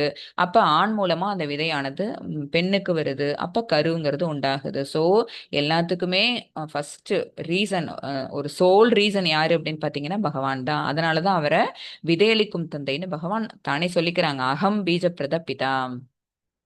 பௌதிக இயற்கையுடன் ஜீவனுக்கு உள்ள தொடர்பு. அனைத்து ஜீவன்களுக்கும் கிருஷ்ணரே தந்தை, இயற்கையே அன்னை. நம்ம எல்லாருக்குமே நம்மளுக்கு அம்மா அப்பா உண்டு, இது இந்த பௌதிக உலகத்துல. ஓகேவா? ஆனா நமக்கு ஒரிஜினல் அப்பா யாரு அப்படின்னா பகவான் தான். ஓகேவா? அம்மா யாரு அப்படின்னா இந்த ஜட இயற்கை தான். ஓகேவா? ஏன்னா இந்த ஜட இயற்கை தான் பிறப்ப சாத்தியமாக்குது. மழை வருது, அதனால தானிய உற்பத்தி நடக்குது. ஓகேவா? அதனால மனிதன் வந்து வலுவுரையெல்லாம் ஆகிறான். அது மூலமா அந்த பிறப்புங்கிறது சாத்தியமாகுது. ஸோ நமக்கு பயாலஜிக்கல் ஃபாதர் மதர் அப்படின்னா நம்மளுடைய பெற்ற தாய் தந்தையை சொல்லுவோம். பட் இந்த மாதிரி நம்ம இந்த மாதிரி இந்த பகவத்கீதை இதுலேருந்து நம்ம தெரிஞ்சுக்கிறது மூலமா அந்த ஆன்மீக ரூபத்தில் நம்ம சொல்லணும்னு நினைச்சோம்னா யார் நம்ம எல்லாருக்குமே தந்தை அப்படின்னா பகவான் தான் தந்தை, இந்த ஜட இயற்கை தான் அன்னை. இதை நம்ம புரிஞ்சுக்கணும். மறுபடியும் வருது, இதுல ஒண்ணும் இல்ல. ஃபிஃப்த் ஸ்லோகா. சத்வம் ரஜஸ்தம இதி குணா பிரகிருதி சம்பவாஹ நிபத்னந்தி மகாபாஹோ தேஹே தேஹீனம் அபியம். ஜட இயற்கை சத்துவகுணம், ரஜோகுணம், தமோகுணம் ஆகிய முக்குணங்களால் ஆனது. பேர் சொல்றாங்க பாருங்க. ஜட இயற்கை எத்தனை குணங்கள் இருக்கு? 3 குணங்கள். அதுக்கு சத்துவகுணம், ரஜோகுணம், தமோகுணம்னு 3 பெயர்கள். பலம் பொருந்திய புயங்களை உடைய அர்ஜுனா, நித்தியமான உயிர்வாழி இயற்கையின் தொடர்பில் வரும்போது இந்த குணங்களினால் கட்டுப்படுத்தப்படுகிறான். நித்தியமான உயிர்வாழி. ஓகேவா? நித்தியமான உயிர்வாழின்னா என்ன அர்த்தம்? உள்ளுக்குள்ள இருக்கக்கூடிய ஆத்மாவை குறிக்கிறாங்க. ஓகேவா? ஏன்னா உயிர்வாழியோட உடலை சொன்னோம்னா நித்தியம்னு சொல்ல முடியாது. ஸோ நித்தியமான உயிர்வாழின்னா இந்த ஆத்மா வந்து எப்ப இந்த குணங்களால கட்டுப்படுத்தப்படுதுன்னு இங்க பகவான் சொல்றாங்க பாருங்க. இயற்கையின் தொடர்பில் வரும்போது. அது என்ன இயற்கையின் தொடர்பு அப்படின்னா, நம்ம இங்க வந்துட்டோம், நமக்கு நீங்க ஒரு விதிக்கப்பட்டிருக்கிற கடமை இருக்குது, அதை செய்யணும் அப்படிங்கும்போது நம்ம அது மேல ஆசை வச்சுட்டோம்னு வச்சுக்கோங்களேன், அது பேர் தான் என்ன அப்படின்னா இயற்கையின் நம்மளோட வரக்கூடிய தொடர்புன்னு அர்த்தம். ஆசை, அந்த காமம். ஓகேவா? அது வந்துருச்சு அப்படின்னாலே நம்ம இதோட தொடர்பு பட்டு போயிடுறோம். அப்ப அந்த காமம் வந்துருச்சுன்னா நம்ம சும்மாவா இருப்போம்? அதிகமா வேலை செய்யணும்னு நினைப்போம். அடுத்தவங்களை பார்த்து பொறாமை கொள்ளுவோம், போட்டி ஏற்படும். ஓகேவா? சோ இதெல்லாம் என்ன ஆகுது? குணங்கள் சார்ந்தது. ஓகேவா? அப்ப நான் சொன்ன ஒரு விஷயமும் என்ன? குணங்கள் சார்ந்தது. அப்ப இந்த ஆத்மா எப்ப குணத்தோட கட்டுப்படுத்தப்படுறான் அப்படின்னா இந்த ஜட இயற்கையின் பால் அவனுக்கு ஒரு தொடர்பு வரும்போது. அப்படி இல்லாம நான் இங்க பிறந்துட்டேன், ஆனா எனக்கு இங்க இருக்கிறது வந்து இது ஒரு தற்காலிகமான இடம், நான் திருப்பி பகவான் கிட்ட தான் போறேன் அப்படின்னு அவன் இருந்தான்னு வச்சுக்கோங்களேன், அவன் இந்த தொடர்பை வளர்த்துப்பானா? இங்க என்ன கிடைச்சிருக்குதோ அதை மட்டும் அவன் செஞ்சுட்டு பற்று இல்லாம கடமையை முடிச்சுட்டு பகவானுக்கான பக்தி சேவையை செஞ்சுட்டு அப்படி அவன் தன்னுடைய வாழ்நாளை போக்கிடுவான். ஓகேவா? அப்ப அவனுக்கு என்ன இருக்காது? ஜட இயற்கையோட தொடர்பு இருக்காது. அப்ப இந்த குணங்கள் அவனை பாதிக்காது. அவன் நிர்குணவாதியா இருப்பான். நம்ம ஒரு ஸ்லோகம் வரும்போது நம்ம அந்த பாயிண்ட் புரிஞ்சுக்கணும். சோ 3 குணங்களும் நம்மள கண்ட்ரோல் பண்ணதான் செய்யும். பட் எப்ப கண்ட்ரோல் பண்ணும் அப்படின்னா இந்த ஜட இயற்கையின் மேல நம்ம ஆசை வைக்கும் போது. ஓகேவா? முக்குணங்களின் ஆதிக்கத்தின் கீழ் கட்டுண்டுள்ள ஜீவன்கள். ஓகேவா? 3மே சமநிலையா தான் இருக்கு பாருங்க. சத்துவகுணம், ரஜோகுணம், தமோகுணம் 3மே சமநிலையா தான் இருக்கும். சத்வகுணம் கலர் கொடுத்துருக்குறாங்க, ஏன்னா நமக்கு ஈஸியா ஐடென்டிஃபை பண்ணணுங்கிறதுக்காக. வெள்ளை கலர்ல இருக்குது சத்துவகுணம், எல்லோ கலர் சாரி ரெட் அது வந்து ரஜோகுணம், அப்புறம் ப்ளூ வந்து தமோகுணம். ஞாபகம் வச்சுக்கோங்க, ஏன்னா அவங்களோட ட்ரெஸ் அதை பொறுத்து பின்னாடி வரும். இதுல இருந்து நம்ம என்ன தெரிஞ்சுக்கிறோம்? வாழ்க்கைக்கான பாடம் என்னன்னா, இப்பௌதிக உலகில் வசிக்கும் ஒவ்வொருவருமே சிறை தண்டனை பெற்றவர்கள். ஓகேவா? அனைவருமே ஏன்னா நம்ம எல்லாம் கட்டுண்ட ஆத்மாவா இருக்கோம், கட்டப்பட்டிருக்கிறோம், சிறைப்பட்டிருக்கோம். அதனாலதான் சிறை தண்டனை பெற்றவர்கள்னு போட்டாங்க. அனைவரும் ஜட இயற்கையின் கயிறால் கட்டப்பட்டுள்ளனர். நம்ம கையை பிணைச்சிட்டோம் அப்படின்னாலே நம்மள என்னன்னு சொல்லுவோம்? வி ஆர் அண்டர் கஃப் அப்படின்னாலே என்ன அர்த்தம்? நம்ம வந்து அரெஸ்ட் ஆயிட்டோம் அப்படின்னு அர்த்தம். அதுதான் இங்க முக்குணங்கள் நம்மள வந்து கஃப் பண்ணி வச்சிருக்குது, கட்டுப்படுத்தி வச்சிருக்குது. சோ நம்மளும் ஒரு சிறைவாசி தான். ஒரு சிறை கைதி நீதிபதியை குறை கூறினால் யாரும் ஏற்றுக்கொள்ள மாட்டார்கள். ஒரு சிறை கைதி யாரை குறை சொல்லிக்கணும்? தன்னைத்தானே தான். ஏன்னா நம்ம பண்ணின தப்புக்கு தான் நம்ம சிறைக்கு போயிருக்கிறோம். ஓகேவா? எனக்கு தூக்கி ஜெயில போட்டுட்டாங்க, இந்த ஜட்ஜ் எனக்கு இந்த மாதிரி அநியாயமான ஒரு வெர்டிக் வெட்டி கொடுத்துட்டாங்க சொல்ல முடியுமா? நம்ம ஏதோ ஒரு தப்பு பண்ணதுனால தானே இந்த கேஸே வந்திருக்குது. ஸோ நம்ம தானே அதுக்கு காரணம். ஸோ நம்ம நீதிபதியை குறை சொல்ல முடியுமா? அது போலதான் நாமும் கிருஷ்ணரை குறை சொன்னால் ஏற்றுக்கொள்ள முடியாது என்று புரிந்து கொள்ள வேண்டும். புரியுதா? நம்ம சிறைக்கு போறோம் அப்படின்னா சிறைக்கு போற மாதிரி ஒரு விஷயத்தை உருவாக்குனதே நம்மளோட செயலா தான் இருக்கும். அப்படி இருக்கும்போது ஜட்ஜி எங்கேருந்து வந்தாரு? சும்மா நம்ம போயிட்டு இருக்கிற நம்மளையா ஜட்ஜு கூப்பிட்டு உள்ளார போட்டாங்க? இல்ல இல்ல, அதேதான். நம்ம என்ன செய்யக்கூடாது? பகவானை நிந்திக்க கூடாது. எனக்கு இப்படி வர வை மீ ஏன் எனக்கு இது நடந்தது நிறைய பேர் புலம்புவோம். அது கிடையாது. நம்ம செஞ்ச ஏதோ ஒரு செயல் தான் நம்மள இந்த கஷ்டத்துக்கு உள்ளார்க்கிக்கிறது நம்ம புரிஞ்சுக்கணும். இதுதான் வாழ்க்கைக்கான பாடம். तत्र सत्वं निर्मलत्वात् प्रकाशकम् अनामयम् சுக சங்கேன பத்னாதி ஞான சங்கேன சாணக. பாவமற்றவனே, மற்றவரை விட தூய்மையானதான சத்துவகுணம் பிரகாசப்படுத்துவதாகவும் எல்லா பாவ விளைகளிலிருந்து விடுவிப்பதாகவும் அமைகிறது. இந்த குணத்தில் நிலை பெற்றவர்கள் இன்பத்தின் தொடர்பினாலும் ஞானத்தின் தொடர்பினாலும் பந்தப்பட்டுள்ளனர். இதான் சத்துவகுணம் நல்ல குணம். ஓகேவா? இருக்கிறதுல நல்ல குணம் சத்துவகுணம். மற்றவற்றை விட தூய்மையான, ஓகேவா, மத்த குணத்தை விட தூய்மையானதுன்னு போட்டுட்டாங்க சத்துவகுணத்தை. அது என்ன பண்ணுது? நம்மள பிரகாசப்படுத்துது. ஓகேவா? ஏன்னா அது நல்லோர்கள். ஓகேவா? ஞானம் நிறைந்ததா இருக்கும். எல்லா பாவ விளைகளிலிருந்து விடுவிப்பதாகவும் அமைகிறது. சத்துவகுணத்துல இருந்தா நம்ம பகவானுக்கு பிரித்தவனா நம்ம இருப்போம். ஓகேவா? இந்த குணத்தில் நிலை பெற்றவர்கள் இதுல இருக்கவங்க. அப்ப சத்துவ குணம் தான் நல்லவர்கள்னு சொல்றீங்க, பாவ விளைவுகள் அற்றதுன்னு சொல்றீங்க. அப்படியே அவங்க ஜட உலக தொடர்போடு இருக்காங்களா அப்படின்னா ரிப்பீட்டடா சொல்லிக்கிட்டு இருக்கிறது தான் என்ன? அவங்களுக்கு இன்பத்தின் தொடர்பு உண்டு, அப்புறம் ஞானத்தின் தொடர்பு உண்டு. அது என்ன இன்பத்தின் தொடர்பு? நம்ம செய்யற செயலை இன்னொருத்தவங்க பாராட்டணும். ஓகேவா? இந்த விஷயம் இருந்தாலும் கூட அது என்ன பண்ணிடும்? இப்ப என்ன ஒரு விஷயத்த செஞ்சுட்டு என்ன மாதாஜி நீங்க பாராட்ட மாட்டேங்கிறீங்க அப்படின்னு நான் கேட்டேன்னு வச்சுக்கோங்களேன். அப்ப என்ன ஆயிடுறேன்? நான் செஞ்ச செயலோட மேல நான் பற்று வச்சிட்டு இருக்கிறேன். அதுக்கு எனக்கு பாராட்டுறது வேணும்னு நான் எதிர்பார்க்கிறேன். சோ அது மூலமா நான் என்ன ஆயிடுறேன்? அந்த இடத்துல கட்டுண்ட ஆத்மாவாயிடுறேன். சோ பந்தப்பட்டு போயிடுறேன். அப்படி இருக்கக்கூடாது. இல்ல எப்படி இருக்கணும்? பகவான் எதை விரும்புறாங்க? நீ எதை இங்க செஞ்சாலும் அது விதிக்கப்பட்ட கடமையாக மட்டுமே நினைச்சு செய்யி. அது எல்லாத்தையும் எனக்கு அர்ப்பணம் பண்ணிட்டு செய்ய. இதுதானே பகவான் கேட்கறது. பட் நம்ம அதை பண்ணாம இப்படி நினைச்சோம்னா நம்மளும் கட்டுண்ட வாழ்க்கையில தான் இருக்கிறோம். சோ பந்தப்பட்டுள்ளனர். எது மூலம் பந்தப்பட்டுள்ளனர்?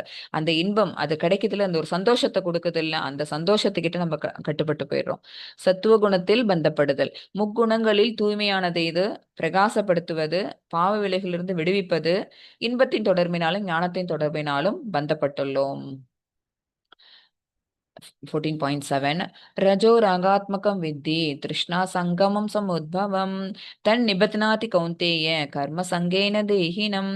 குந்தியின் மகனே, எல்லையற்ற ஆசையாலும் ஏக்கத்தாலும் பிறந்த ரஜோகுணத்தின் காரணத்தால். ரஜோகுணத்துக்கு கேரக்டரைசேஷன் எப்படி இருக்கு பாருங்க. எல்லையற்ற ஆசை. ஓகேவா? அதாவது ஆசைக்கு அளவே கிடையாது. எல்லையற்ற ஆசை வச்சிருப்பாங்க. அப்புறம் ஏக்கம் வச்சிருப்பாங்க. ஏன்? நம்ம இவ்வளவு உழைக்கிறோம், நம்ம இவ்வளவு சம்பாதிக்கிறோம், ஆனாலும் அவங்கள மாதிரி நம்மளால அச்சீவ் பண்ண முடியலையே அப்படின்னு இந்த ஒரு ஏக்கம் இருந்துகிட்டே இருக்கும். ஓகேவா? அது எதோட அந்த கேரக்டரைசேஷன் யாருக்கு அப்படின்னா ரஜோகுணவாதிகளுக்கு.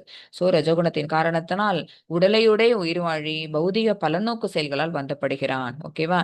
அப்ப இவன் என்ன பண்ணுவான்? இப்ப இன்னைக்கு ஒண்ணு செஞ்சாச்சு, இந்த வேலையை முடிச்சதுனால நமக்கு ஒரு 1,00,000 நமக்கு ப்ராஃபிட் கிடைச்சிருச்சுன்னா நான் நிறுத்துவானோ அவன்? அதோட ரஜோகுணவாதி அவங்க நிறுத்தக்கூடிய வாய்ப்பு உண்டா அவங்களுக்கு? இல்ல. என்ன செய்வாங்க? சோ இன்னைக்கு நம்ம இதை செஞ்சுட்டோம், நமக்கு 1 lakh கிடைச்சிருச்சா, சோ நாளைக்கு செஞ்சோம்னா நமக்கு இதே அமௌண்ட் கிடைக்கும், அல்லது டபுள் த அமௌண்ட் கூட கிடைக்கும்ல அப்படின்னு என்ன செய்வோம்? மறுபடியும் அதே செயலை செய்ய ஆரம்பிப்போம். ஓகேவா? சோ பலநோக்கு செயல் மூலமா அவன் பந்தப்படுகிறான். அந்த வேலையை அவன் நிறுத்தவே மாட்டாங்க. நமக்கு ஒரு நல்ல ரெஸ்பான்ஸ் கிடைக்குது அப்படின்னா அந்த வேலையை அவங்க நிறுத்தவே மாட்டாங்க. திரும்ப திரும்ப திரும்ப திரும்ப செஞ்சிட்டு இருப்பாங்க. சோ அந்த திரும்ப திரும்ப செய்யறது என்ன செயல்? அது பலநோக்கு செயல்கள். நமக்கு பலன் கிடைக்கும் அப்படின்னு அந்த எண்ணத்தோட நம்ம செய்யறதுக்கு பேர் தான் பலநோக்கு செயல், ஃப்ரூட்டிவ் ஆக்டிவிட்டிஸ்ன்னு சொல்லுவோம். சோ அது மூலமா அவன் பந்தப்பட்டு போறான். அதேதான் இங்க மறுபடியும் இருக்கு. ரஜோகுணத்தில் பந்தப்படுதல். எல்லையற்ற ஆசைகள். அவங்களுக்கு ஆசைக்கு அளவே கிடையாது, செய்யணும்னு நினைப்பாங்க. பௌதிக ஆசைகளால் கடினமாக உழைப்பதற்கு வற்புறுத்தப்படுகிறான். நமக்கு கிடைச்சது போதும்னு இருக்க மாட்டான். அவங்களுக்கு என்ன ஆகும்? இன்னும் இன்னும் இன்னும் நிறைய நம்ம சம்பாதிக்கணும், நிறைய நம்ம அச்சீவ் பண்ணணும் அப்படின்னு கடினமா உழைப்பு போட்டுட்டே இருப்பாங்க. ஆணுக்கும் பெண்ணுக்கும் இடையில் உள்ள கவர்ச்சி. சோ பௌதிக பலநோக்கு செயல்களால் அவன் பந்தப்படுகிறான். இது அடுத்தது தாமச குணம். தமஸ்த்வஜானனம் வித்தி மோகனம் சர்வதேகினாம் பிரமாதாலஸ்ய நித்ராபிஸ் தன்னிபத் நாதி பாரத.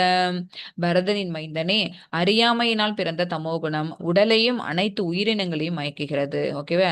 தமோகுணத்துக்கு கேரக்டரைசேஷன் என்ன போட்டிருக்காங்க பாருங்க, அறியாமை. அவங்களுக்கு ஞானம்ங்கிறது சுத்தமா கிடையாது. உடலையும் அனைத்து உயிரினங்களையும் மயக்குகிறது. கட்டுண்ட ஆத்மாவை பந்தப்படுத்தக்கூடிய பைத்தியக்காரத்தனம், சோம்பல் மற்றும் தூக்கம் ஆகியவை இக்குணத்தின் விளைவுகளாகும். ஓகேவா? சோ இதன் காரணமா இவனும் பந்தப்பட்டு போயிடுறான். அதாவது பைத்தியக்காரத்தனம் இருக்கும், சோம்பல் இருக்கும், தூக்கம். இதன் காரணமாக இந்த ஆத்மாக்கள் என்ன செய்யறாங்க, கட்டுண்ட ஆத்மாவா ஆயிடுறாங்க. விஷயத்தை உள்ளது உள்ளபடி புரிந்து கொள்ள முடியாது. ஏன்னா அவங்களுக்கு அறியாமை. ஒரு விஷயத்த சொன்னோன்னு வச்சுக்கோங்களேன், பல கேள்வி கேட்பாங்க. திரும்ப திரும்ப திரும்ப நம்ம அவங்களுக்கு அதை எக்ஸ்பிளைன் பண்ற மாதிரி தான் இருக்கும். அதை புரிஞ்சுக்கக்கூடிய அந்த மென்டல் ஸ்டெபிலிட்டி அவங்கள்ட்ட இருக்காது. அப்புறம் முன்னேற்றுவதற்கு பதிலாக சீரழிவு. ஏன்னா அதை தெரிஞ்சுக்கணும்னு நினைக்க மாட்டாங்க, சொல்லிக் கொடுக்கறவங்களையும் மதிக்க மாட்டாங்க. எப்பவுமே அறியாமையிலையும் தூக்கத்திலையும் சோம்பலாவும் இருந்தாங்கன்னா அது என்ன ஆகும், முன்னேற்றம்ங்கிறது அவங்களோட வாழ்க்கையில இருக்குமா, சீரழிவு தான். அப்புறம் மயக்கம் மற்றும் மாயையில் சூழப்பட்டவர்களாக இருப்பாங்க, எப்போதும் தூங்குவாங்க. இது தமோகுணவாதிகளோட நேச்சர். சத்துவ குணத்தால் வைக்கப்படும் தடைகள். இது வந்து ஃபர்ஸ்ட் அந்த ஒரு சாப்டர் இதுல ஸ்லைடுல சொன்னோமா, சத்துவ குணத்துல இருக்கிறவங்களுக்கு கூட பரமாத்மாவோட ஓசையை அவங்க வந்து நிராகரிச்சிருவாங்க அப்படின்னு. ஏன் ஆன்மீக வாழ்வை அவர்கள் ஏன் ஏற்றுக்கொள்வதில்லை, ஆன்மீக வாழ்வை ஏற்றுக்கொள்ள தூண்டுதல் இல்லை. ஏன் அப்படின்னா, மிகவும் மகிழ்ச்சியாகவும் திருப்தியாகவும் இருப்பதால் கிருஷ்ணர் சொல்வதை செய்ய தூண்டுதல் இல்லை. ஓகேவா? உள்ள இருக்க பரமாத்மா சொல்றாங்க, நீ வந்து இப்ப செய்யற கடமைய நீ உன்னுடைய திருப்திக்காக செய்யாத, என்ன திருப்தி பண்றதுக்காக செய்யன்னு அவங்க சொல்றாங்க. ஆனா சத்துவகுணவாதிகள் நல்லோர்கள் தான், ஞானம் உள்ளவர்கள் தான். ஓகேவா? புண்ணிய விஷயங்களை செய்யறவங்க தான். ஆனாலும் அவங்க என்ன, மகிழ்ச்சியை விரும்புறாங்க, தன்னுடைய திருப்தி மேல போக்கஸ்டா இருக்கிறாங்க. அதனால கிருஷ்ணர் சொல்வதை செய்ய அவங்கள்ட்ட அந்த ஒரு அந்த தூண்டுதல் இல்லை. ஓகேவா? இதுதான் சத்துவகுணவாதிகளோட தடைகள். ஓகேவா? பணிவாக இருப்பது மிக கடினமாக உள்ளது. தன்னை மற்றவர்களோட முன்னேறியவனாகவும் சிறந்தவனாகவும் கருதும் தன்மையினால். அப்ப அவங்களுக்கு வந்து தான் ஒரு விஷயத்த நல்லா செஞ்சுட்டோம்னு 4 பேர் பாராட்டும் போது அவங்களுக்கு தன்னை மீறி அந்த அடக்கம்ங்கிறது போயிடுது. ஏன்னா அவங்க, நான் தான் இருக்கிறதுலே சுப்பீரியரு, எனக்கு தான் எல்லாம் தெரியும், நான் தான் எல்லாரையும் விட விஷயம் தெரிஞ்சவனா இருக்கிறேன், ஞானம் உள்ளவனா இருக்கிறேன், நான் சொன்னா எல்லாருக்கும் புரியுது, அப்படிலாம் அவங்க நினைக்க ஆரம்பிச்சாங்கன்னு வச்சுக்கோங்களேன். எல்லாரையோட சுப்பீரியர் யாரு, பகவான் தான் எல்லாரையோட சுப்பீரியர். மற்றவர்களை தன்னை விட கீழா நினைக்க வருது யாரால மட்டும்தான் முடியும் அப்படின்னா, பகவானால மட்டும்தான் முடியும். ஆனா சத்துவகுணத்துல இருக்கக்கூடிய ஒரு ஜீவராசியை நான் அந்த மாதிரி நினைச்சான் அப்படின்னா, அதுதான் அவனுக்கு மிகப்பெரிய தடையாமையும் பகவானுடைய பக்தி சேவையை ஏத்துக்கிறதுக்கு. ஓகேவா? சத்துவகுணத்தில் வைக்கப்படும் தடை எனக்கு ஏற்கனவே தெரியும். இது பாருங்க, ஏன் அவங்களால கத்துக்க முடியல அப்படின்னா, எனக்கு எனக்கு தான் ஞானம் இருக்கு, எனக்கு ஏற்கனவே தெரியும். ஈகோ. ஈகோ உங்களோட காலை கட்டி இழுக்குது பாருங்க. கிரவுன் வேற வச்சிருக்கிறாங்க. ஏன்னா எனக்கு எல்லாம் தெரியும், நான் எல்லாம் தெரிஞ்சவன், என்னை 10 பேர் பாராட்டுறாங்க, எனக்கு தெரியாத விஷயங்கள் எதுவும் கிடையாது அப்படின்னு அந்த ஒரு அவங்களே அவங்களுக்கு தனக்கு சூட்டிக்கிட்ட அந்த கிரீடத்தினால என்ன ஆகுது அப்படின்னா, நல்லவர்களா இருந்தாலும் புண்ணிய செயல்களை செஞ்சவங்களா இருந்தாலும் தன்னுடைய சுய சந்தோஷம் சுய திருப்தியை மட்டுமே இவங்க நினைக்கிறதுனால அந்த ஈகோங்கிறது அவங்களுக்கு வந்துருது. எனக்கு தான் தெரியுமே, புதுசா நான் கத்துக்கிறதுக்கு என்ன இருக்கு அப்படின்னு பகவான் பத்தின விஷயங்கள் அவங்க தெரிஞ்சுக்காததுனாலதான் அவங்க சத்துவகுணத்துல மட்டுமே நிலை பெற்று இருக்கிறாங்க. அவங்களால என்ன ஆக முடியல, இதுக்கு மேற்கொண்டு அடுத்த ஸ்டெப் எடுத்து வைக்க அவங்களால முடியல, கட்டுப்பட்டே போயிடுறாங்க. ரஜோகுணத்தில் வைக்கப்படும் தடைகள். ஓகேவா? கிருஷ்ணருக்கு பலன்களை அர்ப்பணிக்க முடிவதில்லை. ஏன்? அவங்க என்ன பண்ணுவாங்க, கிடைக்கிறதெல்லாம் தனக்கு, தன்னுடைய என்ஜாய்மெண்ட்டுக்கு, தன்னிடம் உள்ளதில் மிகவும் பற்று கொண்டிருத்தல், நிறைவேற்றிக் கொள்ள எண்ணிலடங்காத ஆசைகள். ஒண்ணு கிடைச்சதுன்னா அந்த ஒன்னோடு நிறுத்துவாங்களா, இல்ல. ஓ இது இப்படி நம்ம 2 ஹவர்ஸ் ஒர்க் பண்ணாலே நமக்கு இது கிடைச்சிருச்சு, அப்ப நம்ம 4 ஹவர்ஸ் ஒர்க் பண்ணி பார்ப்போம். அப்படிதான் அந்த ஆசை இன்னும் பல்கி பெருக ஆரம்பிச்சிடும். அப்ப என்ன செய்வாங்க, தனக்கு தனக்கு தனக்கு தான் சேர்த்துப்பாங்களோ தவிர பகவானுக்கு அதை கொடுக்கணும், அந்த பலன்களை பகவானுக்கு அர்ப்பணிக்கிறோங்கிற எண்ணம் உங்களுக்கு வராது. ஏன் பக்தி செய்ய முடியல அப்படின்னா, இந்த மாதிரி ஆசை பற்றுதல். ஓகேவா? அதனால எப்படியாவது என்ன வேலை செஞ்சாலும் நம்ம அந்த பணத்தை ஈட்டணும், அந்த புகழை ஈட்டணும், அந்த பொருளை சம்பாதிக்கணும் அப்படிங்கும்போது புண்ணிய செயல்கள் மட்டும் அவங்க செஞ்சிருக்க மாட்டாங்க, பலவிதமான பாவ செயல்களும் சேர்த்துதான். இப்ப வியாபாரியா இருக்கிறவங்க என்ன செய்வாங்க அப்படின்னா, அரிசி விற்கிறாங்க, 1 கிலோ அரிசி 60 ருபீஸுக்கு கொடுக்குறாங்கன்னு வச்சுக்கோங்களேன், அதுல கொஞ்சோண்டு கல்லு கலந்து விட்டா ஸோ அதுல லாபம் பார்க்கலாமே அப்படின்னு சொல்லிட்டு என்ன செய்றாங்க, இந்த மாதிரி கொஞ்சம் அது என்ன இந்த மாதிரி ஊழல் பண்ற வேலையெல்லாமும் சேர்த்து செய்வாங்க. அப்ப என்ன ஆகும், அது பாவகாரியம். ஓகேவா? அந்த மாதிரி ஒரு பாவ செயலை செஞ்சும் நம்ம பொருள் ஈட்டணும், பெரிய பங்களா வாங்கணும், பெரிய கார் வச்சுக்கணும், அந்த மாதிரி ஃபாரின் ட்ரிப் எல்லாம் போகணும் அப்படின்னு இப்படி யோசிச்சுட்டு இருக்கவங்களுக்கு, பாவ செயல்களும் சேர்த்து செய்யறவங்களுக்கு பகவான் கிட்ட நெருங்குவாங்களா? அவங்களுக்கு அந்த பக்தி செய்யறதுக்கான வாய்ப்பே கிடைக்காது. பக்தி செய்வதற்கான வைராக்கியமும் அவங்கள்ட்ட இருக்காது. சரியா? அடுத்து தமோகுணம். அவங்களால ஏன் பக்தி செய்ய முடியல? ஒருவித மயக்கத்தில் இருப்பதால் கிருஷ்ணரின் அறிவுரைகளை புரிந்து கொள்ள முடியாது. எப்பவுமே என்ன பண்றாங்க அவங்க? அறியாமையில இருக்கிறாங்க, தூங்குறாங்க, சோம்பலா இருக்கிறாங்க, எப்போதும் மதுவுக்கு அடிமையா இருக்கிறாங்க. ஸோ சக மனுஷன் சொல்றதே அவங்க காதுல வாங்க மாட்டாங்கங்கும்போது உள்ளுக்குள்ள இருக்கக்கூடிய பரமாத்மா சொல்லக்கூடிய அறிவுரைகள் அவங்களுக்கு கேட்குமா? கேட்காது. ஸோ சோம்பேறித்தனம் அவங்கள்ட்ட இருக்கிறதுனால நம்ம எப்படி காரியங்களை ஆற்றணும், நம்மளுடைய கர்மாக்களை எப்படி செய்யணும் அப்படிங்கறதே அவங்களுக்கு தெரியாது. அதனால செய்ய மாட்டாங்க. அடுத்த 9th ஸ்லோகா. சத்வம் சுகே சஞ்சயதி ரஜகர்மணி பாரத ஞானாவாமிருதம் தூ தம பிரமாத்தே சஞ்சயத் யுத. பரதனின் வழித்தோன்றலே, சத்துவகுணம் இன்பத்தினாலும் ரஜோகுணம் செயல்களின் பலன்களினாலும் கட்டுப்படுத்தப்படுகின்றன. ஞானத்தை மறைக்கும் தமோகுணம் பைத்தியக்காரத்தனத்தினால் பந்தப்படுகிறது. இப்ப சேர்த்து மூணுத்தையுமே சொல்லிட்டாங்க பாருங்க.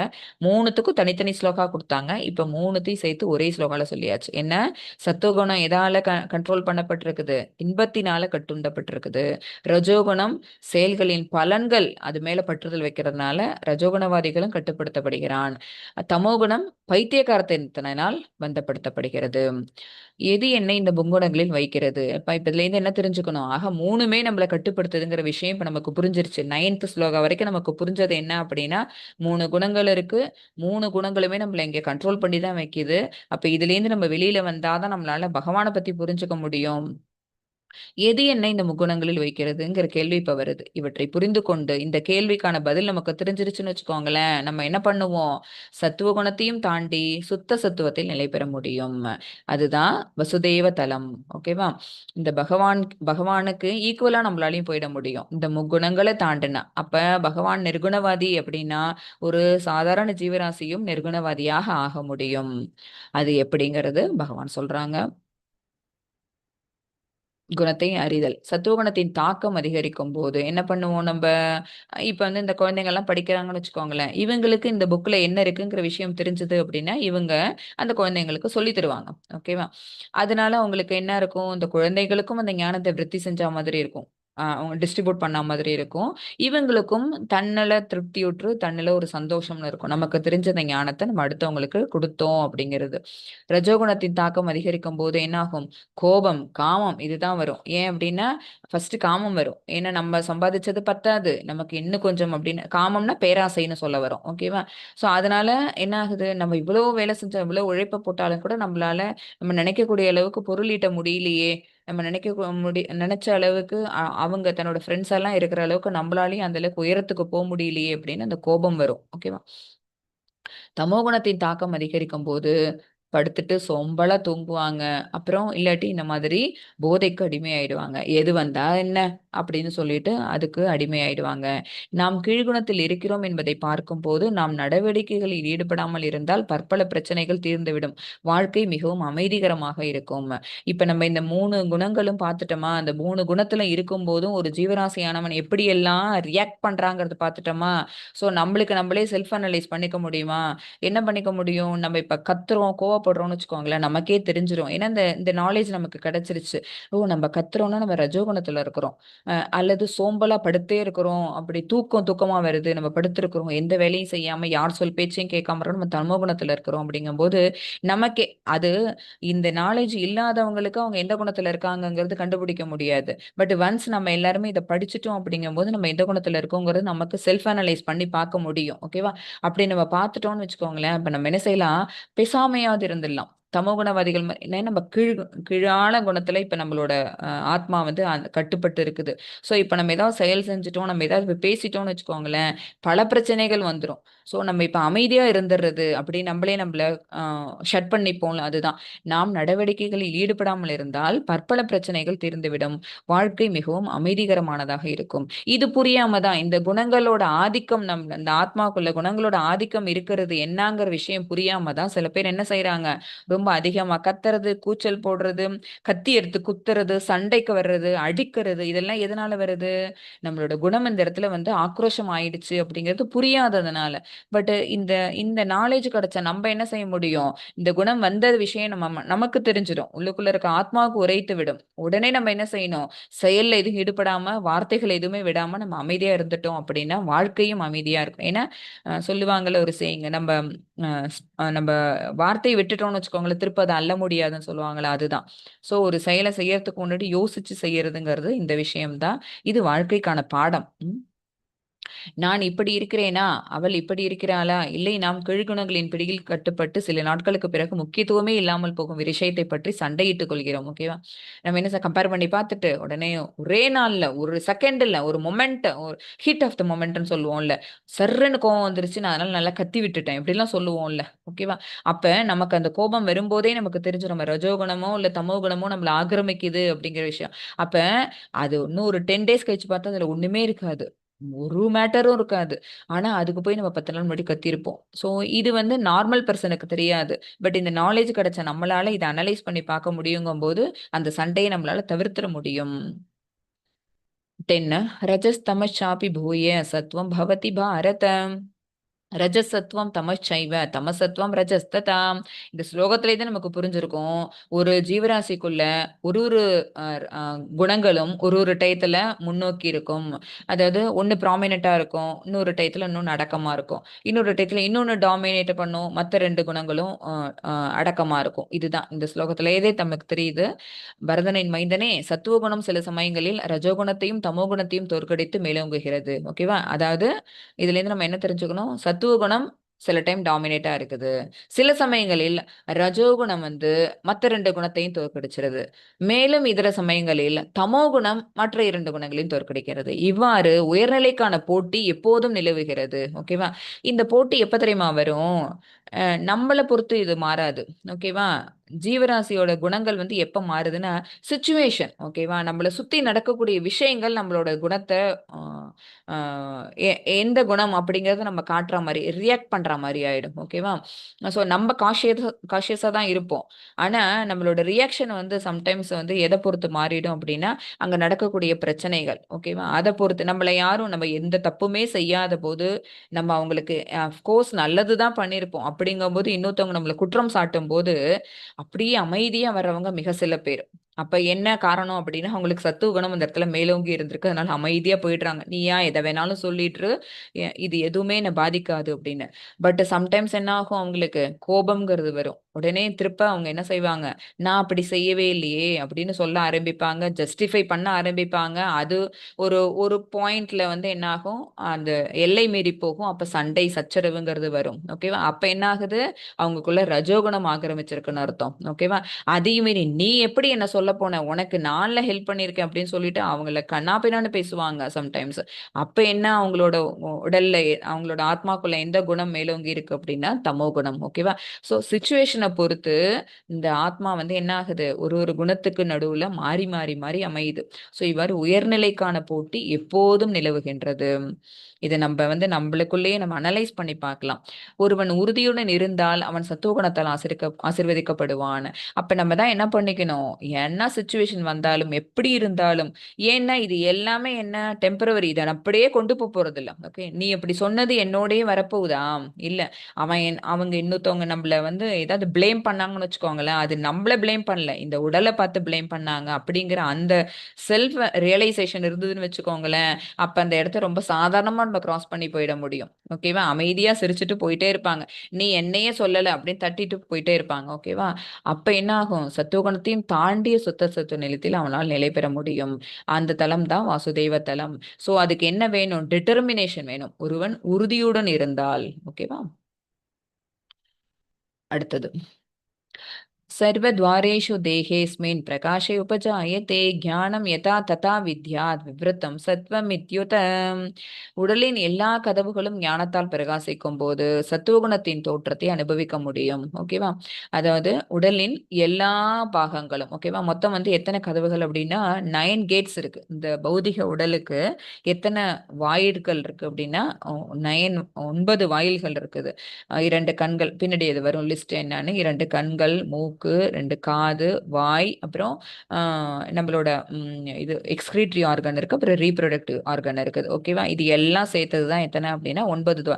ஒரு ஒரு உடலை விட்டு அந்த உயிரானது ஆன்மாவது பிரிஞ்சு போகும்போது இந்த ஏதாவது ஒரு வாயில் மூலமா தான் வெளியில போகுங்கிறத நீங்க வேற ஏதாவது புராணத்துல எல்லாம் கூட படிச்சிருப்பீங்க, நிறைய கதைகள்ல கேட்டிருப்பீங்க. சோ இத்தனை கதவுகளும் ஞானத்தால் பிரகாசிக்கும் போது சத்துவகுணத்தை அது அதோட தோற்றம் தான் ஜாஸ்தி இருக்கு. ஒரு ஒரு ஆன்மா வந்து ரொம்ப அழகா பிரகாசமா இருக்குது அப்படின்னா காரணம் என்ன அப்படின்னா அவங்கள்ட்ட சத்துவகுணம் மேம்பட்டு இருக்குதுன்னு அர்த்தம். அடுத்தது 12 லோப பிரவருத்தி ஆரம்ப கர்மனா கர்மநாமஸ்வஸ்பிருகா ரஜசேதானி ஜாயந்தே விவ்ரத்தே பரதர்ஷப.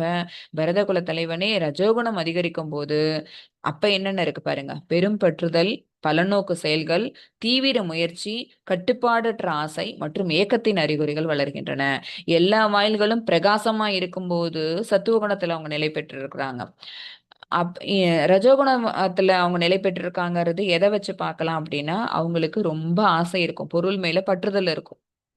பொருள் மேல பற்றுதல் இருந்தாலே அவங்க என்ன செய்வாங்க, நம்ம இத முன்னாடி நான் சொன்ன மாதிரி 2 hours வேலை செஞ்சாலே நமக்கு இந்த அளவுக்கு அமௌண்ட் நம்மளால கெயின் பண்ண முடியுதுன்னா நம்ம ஏன் இந்த செயலை திருப்பி திருப்ப செய்யக்கூடாது அப்படின்னு அந்த பலநோக்கு செயல்களை அவங்க மறுபடியும் செய்வாங்க. தீவிர முயற்சியை போட்டு செய்வாங்க. 2 hours செய்யறோமா, 4 hours செய்யலாம், 8 hours செய்யலாம் அப்படின்னு மச் என்டியூரன்ஸ். ஓகேவா? நிறைய நிறைய நிறைய எஃபர்ட் போட்டே இருப்பாங்க. அப்ப என்ன ஆகும், நிறைய பொருள் ஈட்டிக்கிட்டே இருப்பாங்க. ஈட்ட அவங்களுக்கு அது மேல கட்டுப்பாடு இல்லாத ஆசைங்கிறது வரும். அந்த ஆசை என்ன பண்ணும், அடுத்தவனோட தன்னை கம்பேர் பண்ணி பார்க்கும். அவன் இவ்வளவு ரூபாய் வச்சிட்டு இருக்கிறானே, நம்மள்ட்ட அது இல்லையே அப்படிங்கிற ஏக்கம் வரும். இந்த எல்லா அறிகுறிகளும் யாருக்கு தோன்றும், ரஜோகுணம் அதிகரிக்கும் போது இந்த மாதிரி விஷயங்கள் நம்மகிட்ட தோன்றும். அடுத்தது 13 அப்பிரகாஷம் அப்பிரவர்த்திச்ச பிரமாதோ மோக ஏவச்ச தமசியை தானி ஜாயந்தே விவ்ரத்தே குருநந்தன.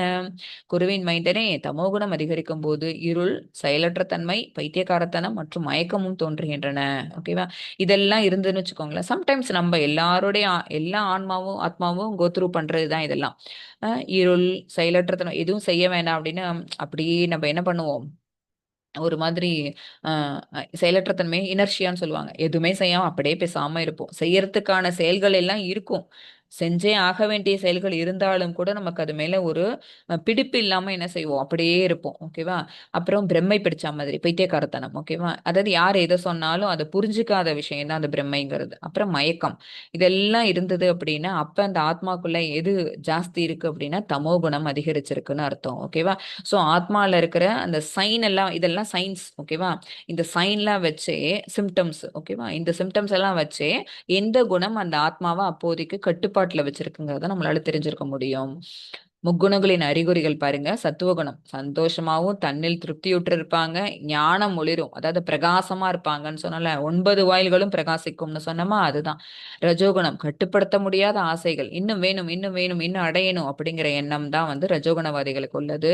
அப்ப நம்ம ஒண்ணு சாதிச்சிட்டோம் அப்படின்னா அதோட நம்ம திருப்தி அடைஞ்சோம்னு வச்சுக்கோங்களேன், சத்துவகுணம். இப்படி வச்சுக்கோங்க, நம்மளோட நம்ம கம்பேர் பண்ணி பார்த்துப்போம். ஒரு விஷயத்த நம்ம அடையணும்னு நினைச்சோம், அதை சாதிச்சிட்டோம், அப்படி திருப்தி அடைஞ்சிட்டோம் அப்படின்னா நமக்கு ஒரு சந்தோஷம், ஹாப்பினஸ் கிடைக்கும்.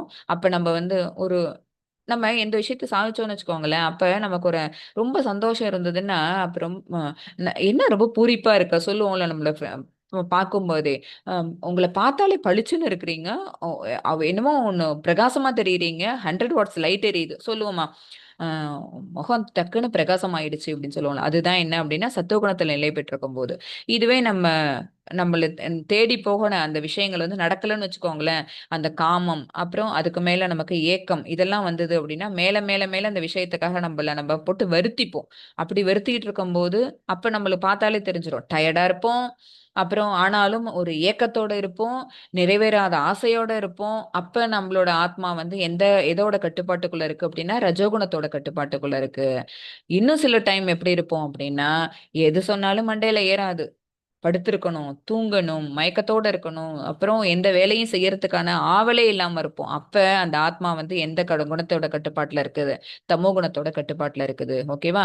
சோ ஒரு ஆத்மாவானது இதுல மட்டுமே இருக்குன்னு சொல்ல முடியாது. இதுலயும் இருக்கும், இதுலயும் இருக்கும், இந்த தமோ குணத்துக்கும் வரும். ஓகேவா? இது மூணுத்தையும் விட்டு போகணும் அப்படிங்கிறது தான் என்ன? நிர்குணம், அதாவது சுத்த சத்துவ நிலை, வாசுதெய்வ தலம். அது எப்ப வரும் அப்படின்னா, இது மூணுமே எங்க எதுல இருக்கு? ஜட உலக செயல்களை செய்யும் போது வரக்கூடியது. ஓகேவா? இந்த ஜட உலக செயல்களை விட்டுட்டு பகவானுக்கான பக்தி சேவையை செய்யும் போது இந்த குணத்துல இருந்து நம்ம தப்பிச்சு வெளியில போயிடலாம். பயிற்சி. இலக் இது வந்து இவங்க வந்து எங்க போவாங்க? ஒரு ஒரு குணவாதிகளும் வந்து இறந்து விட்டு எங்க போவாங்க? அவங்களோட செயலோட பலன் என்ன இருக்கும்? இது ஒரு டேபுலேஷன் பார்க்க போறோம். இதெல்லாம் தான் இந்த ஸ்லோகால சொல்லியிருப்பாங்க பகவான். 14 and 15 ஸ்லோகால உங்களுடைய இறப்புக்கு அப்புறம் அவங்க எங்க போவாங்கன்னு. சத்துவகுணவாதிகள் வந்து இறப்புக்கு அப்புறம் உயர் கிரகங்களுக்கு. ஏன்னா அவங்க இருந்த வரைக்கும் என்ன செஞ்சிருக்காங்க? புண்ணிய செயல்கள் செய்வாங்க. அடுத்தவங்களுக்கு ஞானத்தை வழங்கி இருக்கிறாங்க. ஸோ அவங்களுக்கு உயர் கிரகங்கள்ல பிறப்புங்கிறது இருக்கும். ஓகேவா? ரஜோகுணவாதிகளுக்கு வந்து பூலோக கிரகங்கள் தான். ஏன்னா அவங்க வந்து இங்க இருக்கக்கூடிய விஷயத்த மேலே தான் ஆசைப்பட்டு பலநோக்கு செயல்களை மறுபடியும் செஞ்சதுனால பகவான் ஓகே உனக்கு இது இங்க இருக்கதானே பிடிச்சிருக்கு, இங்கே போன்னு நம்மள மறுபடியும் அனுப்பிச்சு விட்டுருவாங்க. சோ பூலோக கிரகங்கள். தமோகுணவாதிகள் ஏதாவது வேலையா செஞ்சாங்க? இல்ல. எப்பவுமே என்ன செய்வாங்க? இழிந்த செயல்களை செய்வாங்க, அறியாமையோட இருந்தாங்க. அவங்களுக்கு இறப்புக்கு அப்புறம் எங்க போவாங்க அந்த ஒரு நாலேஜும் இருக்காது. சோ பகவான் என்ன செய்யறாங்க? தாழ்ந்த இனத்துல அவங்களுக்கு அடுத்த பிறவியை கொடுத்துட்றாங்க. அடுத்தது 16வது ஸ்லோகத்துல பகவான் சொல்லியிருக்கிறது செயலின் பலன். அவங்க செஞ்ச அந்த செயலோட பலன் என்னன்னு பார்ப்போம். தூய்மை. ஓகேவா? இவங்களுக்கு என்ன இருக்கும் அப்படின்னா, தூய்மைங்கிறது அந்த பிரகாசம், அந்த ஒளிரும்ல, அந்த எப்படி இவ்வளவு பிரைட்டா இருக்கிறீங்க அப்படின்னு பார்த்தோன்னே கேட்பாங்கல்ல, அது சத்துவகுணவாதிகளை கூட அந்த செயலோட பலனால கிடைச்சது அந்த பிரைட்னஸ். ரஜோகுணவாதிகள் எவ்வளவு சேர்த்தாலும் அந்த சேர்த்த பின்னாடி கோடிக்கணக்கில் அவங்க சேர்த்து வச்சிருப்பாங்க. பட் அது மேல அவங்களுக்கு ஆசை இருக்காது. ஆஹா நம்ம தான் அடைஞ்சிட்டோமே அப்படிங்கிற அந்த திருப்தி இருக்காது. இன்னும் அடைய வேண்டியது இருக்கே அப்படின்னு நினைச்சு அவங்க துன்பப்பட்டுட்டே இருப்பாங்க. தன்னுடைய உடலையும் மனதையும் வருத்தி வருத்தி அவங்க என்ன செய்வாங்க? பொருளை சேர்த்துக்கிட்டே இருப்பாங்க. சோ துன்பம் தான் மிஞ்சும். இவங்களுக்கு அறியாமை இருக்கிறதுனால எந்த விஷயமும் அவங்க ஏத்துக்க மாட்டாங்க. சோ முட்டாள்தனம் தான் அவங்களுக்கு மிஞ்சக்கூடிய செயலா இருக்கும். விளைவு பாருங்க. இது மாதிரி ஞானத்தை விருத்தி செய்யறது மூலமா அவங்களுக்கு உண்மையான ஞானம் என்னங்கிறது கிடைச்சிடும்.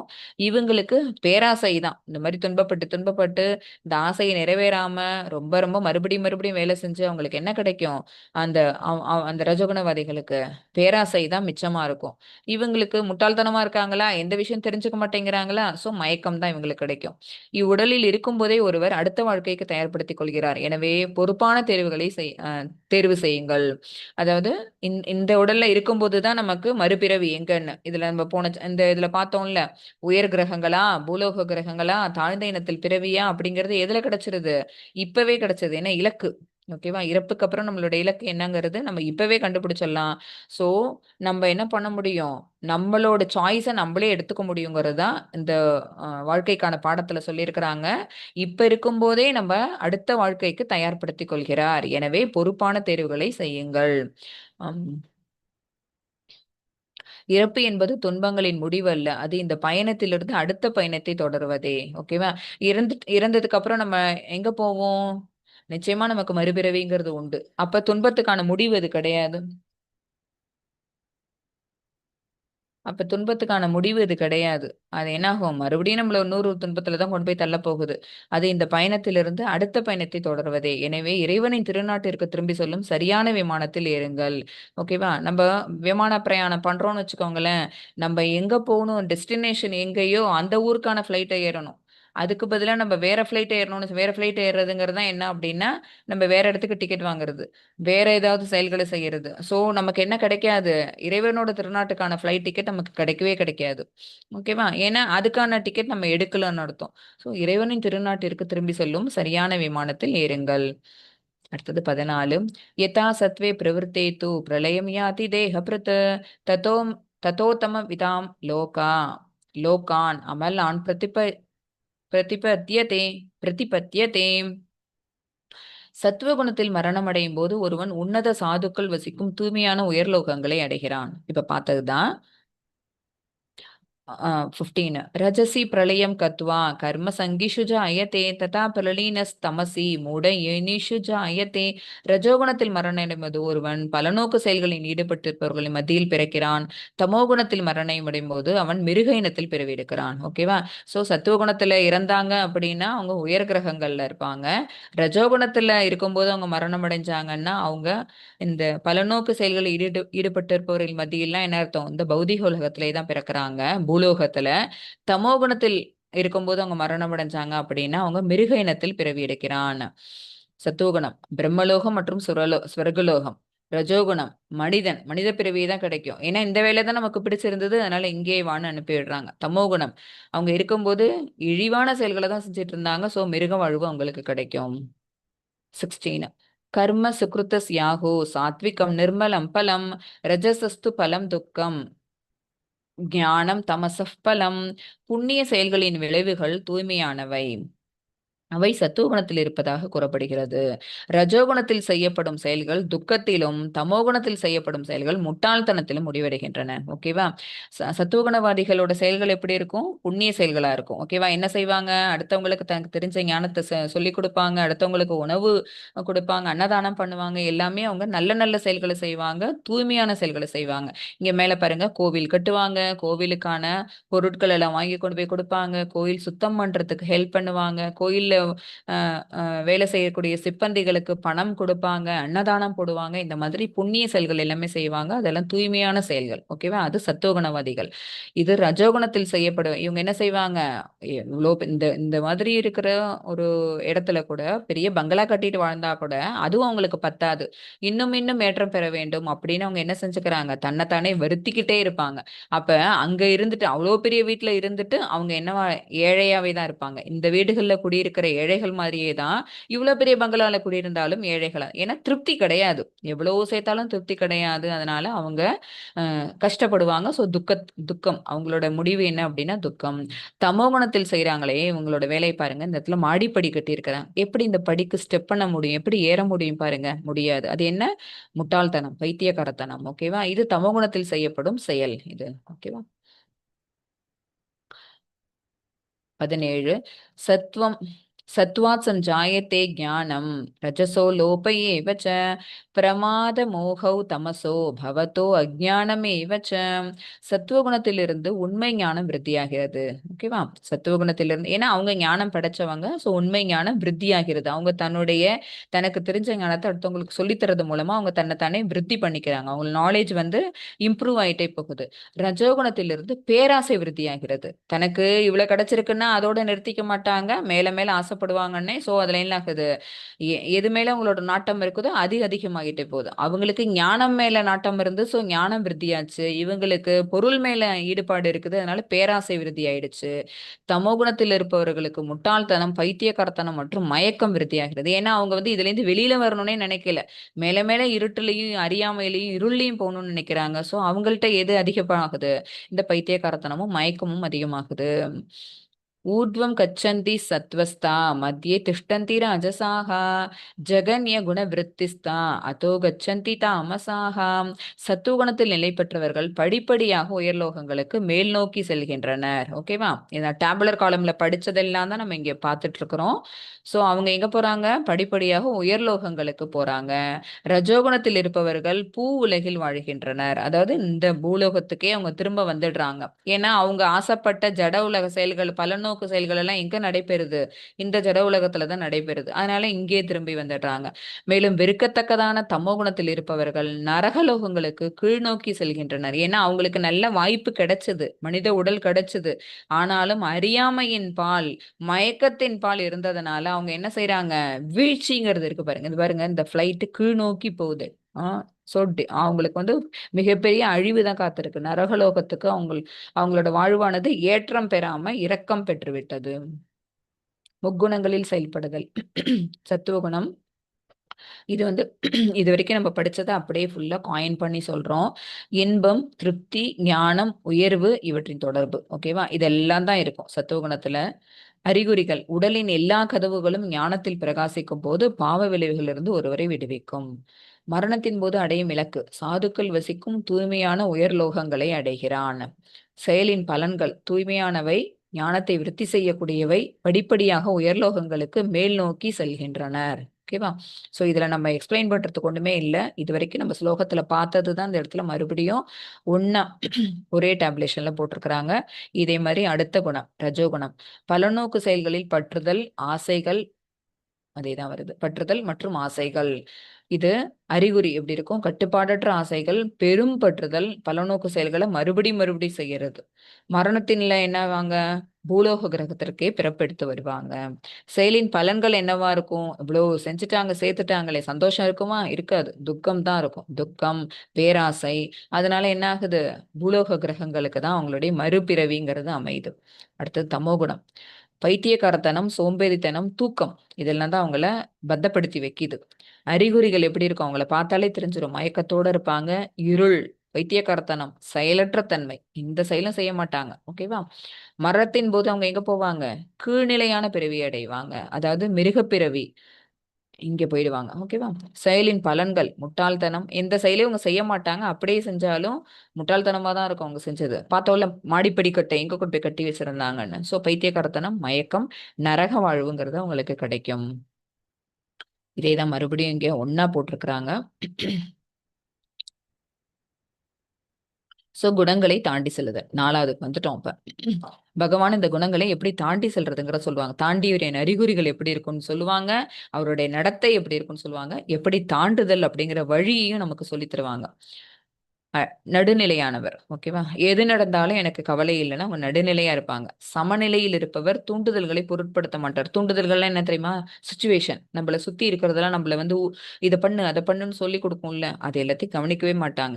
நீ ஏன் சும்மா வந்த? கொஞ்சம் அவங்கள கத்தி விட்டுட்டு வந்திருக்கலாம்ல, கொஞ்சம் என்னன்னு கேட்டுட்டு வந்திருக்கலாம்ல, அப்படின்லாம் சொல்லுவாங்கல்ல. நம்ம ஒரு விஷயத்த நம்ம கிராஸ் பண்ணிட்டு வந்துடுறோம், வந்துட்டு நம்மளோட ஃப்ரெண்ட்ஸ் கிட்ட அதை பத்தி எக்ஸ்பிளைன் பண்றோம். அப்போ உடனே என்ன சொல்லுவாங்க? நீ அதை கேட்டுட்டு சும்மாவா வந்த? நீ என்னன்னு 2 கேள்வி அவங்களை கேட்டிருக்க வேண்டாம் அப்படிமா. அதுதான் தூண்டுதல். ஓகேவா? அதை பொருட்படுத்த மாட்டார். ஏக்கத்திலிருந்து விடுபட்டவர். நமக்கு இது கிடைச்சிருக்கதா, இது போதும், இதை விட இன்னும் கூட கிடைக்கணும் அப்படின்னு அந்த அது வச்சோம்னாதான், அதை நினைச்சோம்னாதான் ஏக்கம். அந்த ஏக்கத்திலிருந்து விடுபட்டவர். சோ நிச்சயமா ஏக்கம் இல்லைனாலே என்ன இருக்காது? பொறாமை இருக்காது. அடுத்தவங்களோட கம்பேரிசன் இருந்தா தானே அந்த ஏக்கம் வரப்போகுது. சோ நிச்சயமா பொறாமையும் அவங்களுக்கு இருக்காது. இதுதான் அறிகுறிகள். நம்மிடம் இல்லாததை எண்ணி நாம் ஏங்குவது வரப்போகாத ஒரு எதிர்காலத்துக்காக தற்போதைய சந்தோஷத்தை பறித்து விடுகிறது. ஓகேவா? நமக்கு அது வராதுன்னு தெரியும், நமக்கு அது கிடைக்காதுன்னு தெரியும், நம்மளால அதை எடுத்துக்க முடியாது அப்படிங்கிற விஷயமும் தெரியும். சோ அப்ப அதனால நம்ம ஏங்கி என்ன பிரயோஜனம்? அப்படி ஏங்குறதுனால நமக்கு இப்ப நம்ம கையில வச்சிட்டு இருக்க விஷயம் கூட நமக்கு வந்து சந்தோஷத்தை கொடுக்காம போயிடும். ஓகேவா? நம்ம நினைச்சிட்டு இருக்கோம் நம்ம கையில இவ்வளோ வேணும்னு நினைக்கிறோம். பட் அவ்வளோ பணம் நமக்கு ஈட்டணும் அப்படின்னா அதுக்கு பெருமுயற்சி போடணும். அதுக்கு பலதரப்பட்ட வேலைகளை நம்ம செய்யணும்னு வச்சுக்கோங்களேன். அது நம்மளால செய்ய முடியாதுங்கிற பட்சத்துல நம்ம அந்த ஆசையே விட்டுறது நல்லது. அப்ப நம்ம கிட்ட இருக்கிற அமௌண்ட்டை வச்சுட்டு நம்மளால சந்தோஷப்படுறதுங்கிறதே நடக்காம போயிடும். நம்ம அதை நினைச்சு ஏக்கப்பட்டோம்னா. ஓகேவா? இருக்கக்கூடிய சந்தோஷத்தை அது பறித்து விடும். சோ இதெல்லாம் தான் வாழ்க்கைக்கான பாடம். அவரது நடத்தை பாருங்க, எல்லா சூழ்நிலையிலும் உறுதியாக உள்ளார். புகழோ என்ன நடுநிலையானவர்னு பார்த்தோம்ல, சமமானவர்னு பார்த்தோம்ல. என்ன நடுநிலை அப்படின்னா, புகழ் வந்தாலும் சரி, பழி வந்தாலும் சரி, அதை ஈஸியா எடுத்துட்டு ஒரே மாதிரி எடுத்துட்டு போயிடுவாங்க. மானம், அவமானம் 2ம் ஒரே மாதிரி எடுத்துப்பாங்க. இன்பம், துன்பம், இன்பம் வந்தா துள்ளி குதிக்கிறதோ, துன்பம் வந்தா சொர்ந்து படுத்துக்கிறதோ இருக்க மாட்டாங்க. விரும்பியது, விரும்பாதது எது இருந்தாலும் அதை சமநிலையோட பார்ப்பாங்க. எல்லோருடனும் சமமாக பழகிறார். மண்ணோ, கல்லோ, பொண்ணோ, நண்பனோ, எதிரியோ எல்லாமே அவங்களுக்கு ஒண்ணு. மனம் போன போக்கில் எப்போதும் நடப்பதில்லை. கிருஷ்ணரிடம் சரணடைந்து ஆன்மீக பயிற்சியில் உறுதியாக உள்ளார். 19 நாண்யம் குணேபிய கர்த்தாரம் யதா திருஷ்டானு பஷ்யதி குணேபியश्च பரம் வேத்தி மத்பாவம் சோதி கச்சதி. எல்லா செயல்களின் இயற்கையின் குணங்களை தவிர வேறு கர்த்தா யாரும் இல்லை என்பதையும், பரமபுருஷ பகவான் இந்த இயற்கை குணங்களுக்கு அப்பாற்பட்டவர் என்பதையும் அறிந்து முறையாக காண்பவன் எனது ஆன்மீக இயற்கையை அடைகிறான். ஓகேவா? எல்லா செயல்களின் இயற்கையின் குணங்களை தவிர. ஓகேவா? இங்க எந்த செயல் நடந்தாலும் நடப்பதற்கான காரணம் யாரு? குணங்கள் தான் அந்த செயல்களை நடத்தி வைக்குது. ஓகேவா? இதை தவிர வேற யாரும் கர்த்தா இல்லை அப்படிங்கறத ஒருத்தவங்க புரிஞ்சுக்கிட்டாங்கன்னு வச்சுக்கோங்களேன். அப்ப என்ன செய்வாங்க? இப்ப நமக்கு நமக்கு ஒரு விஷயம் புரியவே இல்ல. அதனால அந்த திரும்ப திரும்ப செஞ்சுட்டு இருக்கோம். நம்ம கஷ்டப்பட்டுட்டு இருக்கோம். யாரோ ஒருத்தவங்க வந்து நமக்கு எக்ஸ்பிளைன் பண்ணிடுறாங்கன்னு வச்சுக்கோங்க. "ஏய் நீ இத நிறுத்து. ஒரு டேப்லெட் ஒண்ணு சாப்பிடுறோம். ஆனா நமக்கே தெரியல. அந்த டேப்லெட் சாப்பிடுறதுனால தான் நமக்கு அந்த அலர்ஜி வருதுன்னு. ஆனாலும் நம்ம அந்த டேப்லெட் சாப்பிட்டுட்டே இருக்கோம். அந்த அலர்ஜியாலயும் நம்ம கஷ்டப்பட்டுட்டே இருக்கிறோம்." ஒருத்தவங்க நல்ல அத பத்தின எக்ஸ்பீரியன்ஸ் ஆனவங்க நமக்கு வந்து சொல்றாங்க. "எனக்கு இந்த அலர்ஜி இருக்குது. நான் ரொம்ப கஷ்டப்படுறேன். என்ன பண்றதுன்னு தெரியல. நானும் என்னென்னமோ பண்ணி பார்க்குறேன்." அப்படின்னோனே, "நீ இந்த ஹேபிட் வச்சுட்டு இருக்கியா?" அப்படின்னு அவங்க கேட்கறாங்க. "இந்த டேப்லெட் நீ சாப்பிடுறியான்னு?" கேட்கறாங்கன்னு வச்சுக்கோங்களேன். "ஆமா." அப்படின்னு. "ஏய் முதல்ல அத நிறுத்து. அத நிறுத்துனா இது ஆட்டோமேட்டிக்கா சரியா போகும்." அப்படின்னோட நம்மளும் அத டெஸ்ட் பண்ணி பார்ப்போம். நமக்கு அது வந்து ரெக்கவர் ஆயிடுவோம். ஓகேவா? அதேதான். இப்ப நம்ம பண்ணக்கூடிய இத்தனை விஷயங்களுக்கும் கர்த்தா யாரு? குணங்கள் தான் அப்படின்னா, அப்ப குணங்கள விட்டு நம்ம தள்ளி நின்னுட்டோம்னாலே நமக்கு இந்த தொல்லைகள் இல்லாம போயிடுமே அப்படின்னு புரிஞ்சுப்பாங்க. ஓகேவா? அந்த இயற்கை குணங்களுக்கு அப்பாற்பட்டவர் என்பதையும் அறிந்து முறையாக காண்பவன் எனது இயற்கையை அடைகின்றான். ஓகேவா? அப்ப பகவான் மாதிரியே இவனும் என்ன ஆயிடுவான்? ஜீவராசிகளும் நிர்குணவாதியா ஆயிடுவான். ஏன்னா இந்த குணங்கள் தான் நம்மள ஆட்படுத்துது, நம்மள கட்டுப்படுத்துது. இந்த குணங்கள் நம்மள கண்ட்ரோல் பண்றதுனால தான் நம்மளோட செயல்பாடுகள் அப்படி இருக்குது. சோ இந்த இந்த இணைப்புங்கிறத நம்ம அறுத்து எரிஞ்சிட்டோம்னு வச்சுக்கோங்களேன், அப்ப நம்மளோட கனெக்ஷன் யார் கூட போகும்? பகவான் கிட்ட போயிடும். ஓகேவா? இதுதான் முக்தியளிக்கும் ஞானம். உடல் முக்குணங்களால் வழங்கப்பட்டது இந்த உடல். ஏன்னா உடல் வந்து எதால செய்யப்பட்டது? 24 மூலகங்கள். அதுல ஒண்ணு தோன்றாத அவ்வியக்தம்னு ஒண்ணு சொல்லியிருக்கோம். அது முக்குணங்கள். ஓகேவா? சோ முக்குணங்கள் இந்த உடல்ல இருக்கு. செயல் முக்குணங்களால் வழிநடத்தப்படுகிறது. ஓகேவா? செயல் இந்த ஆத்மா வந்து இந்த உடல்ல இருந்துட்டு ஒரு செயல் நடைபெறுது அப்படின்னு வச்சுக்கோங்களேன். அந்த செயல் எத பொறுத்து இருக்குது? முக்குணங்களால தான் அது வழிநடத்தப்படுகிறது. இலக்கு முக்குணங்களால் உறுதி செய்யப்படுகிறது. இலக்கு தான் நம்ம பார்த்துட்டோமே. பிரம்மலோகமா? அல்லது இதே பூவோலோகமா? அல்லது நரகலோகமா? இதுதான் இலக்கு. ஓகேவா? இத நம்ம பார்த்தாச்சு. முக்குணங்கள் தான் அத வந்து ம் அ நமக்கு வந்து அந்த பாயிண்டே குடுக்குது. சத்துவகுணத்துல இருக்கியா? நீ உயர் லோகங்களுக்கு போ. ரஜோகுணத்துல இருக்கியா? அப்பன்னா நீ இதே பௌதிக உலகத்துக்கு மறுபடியும் வா.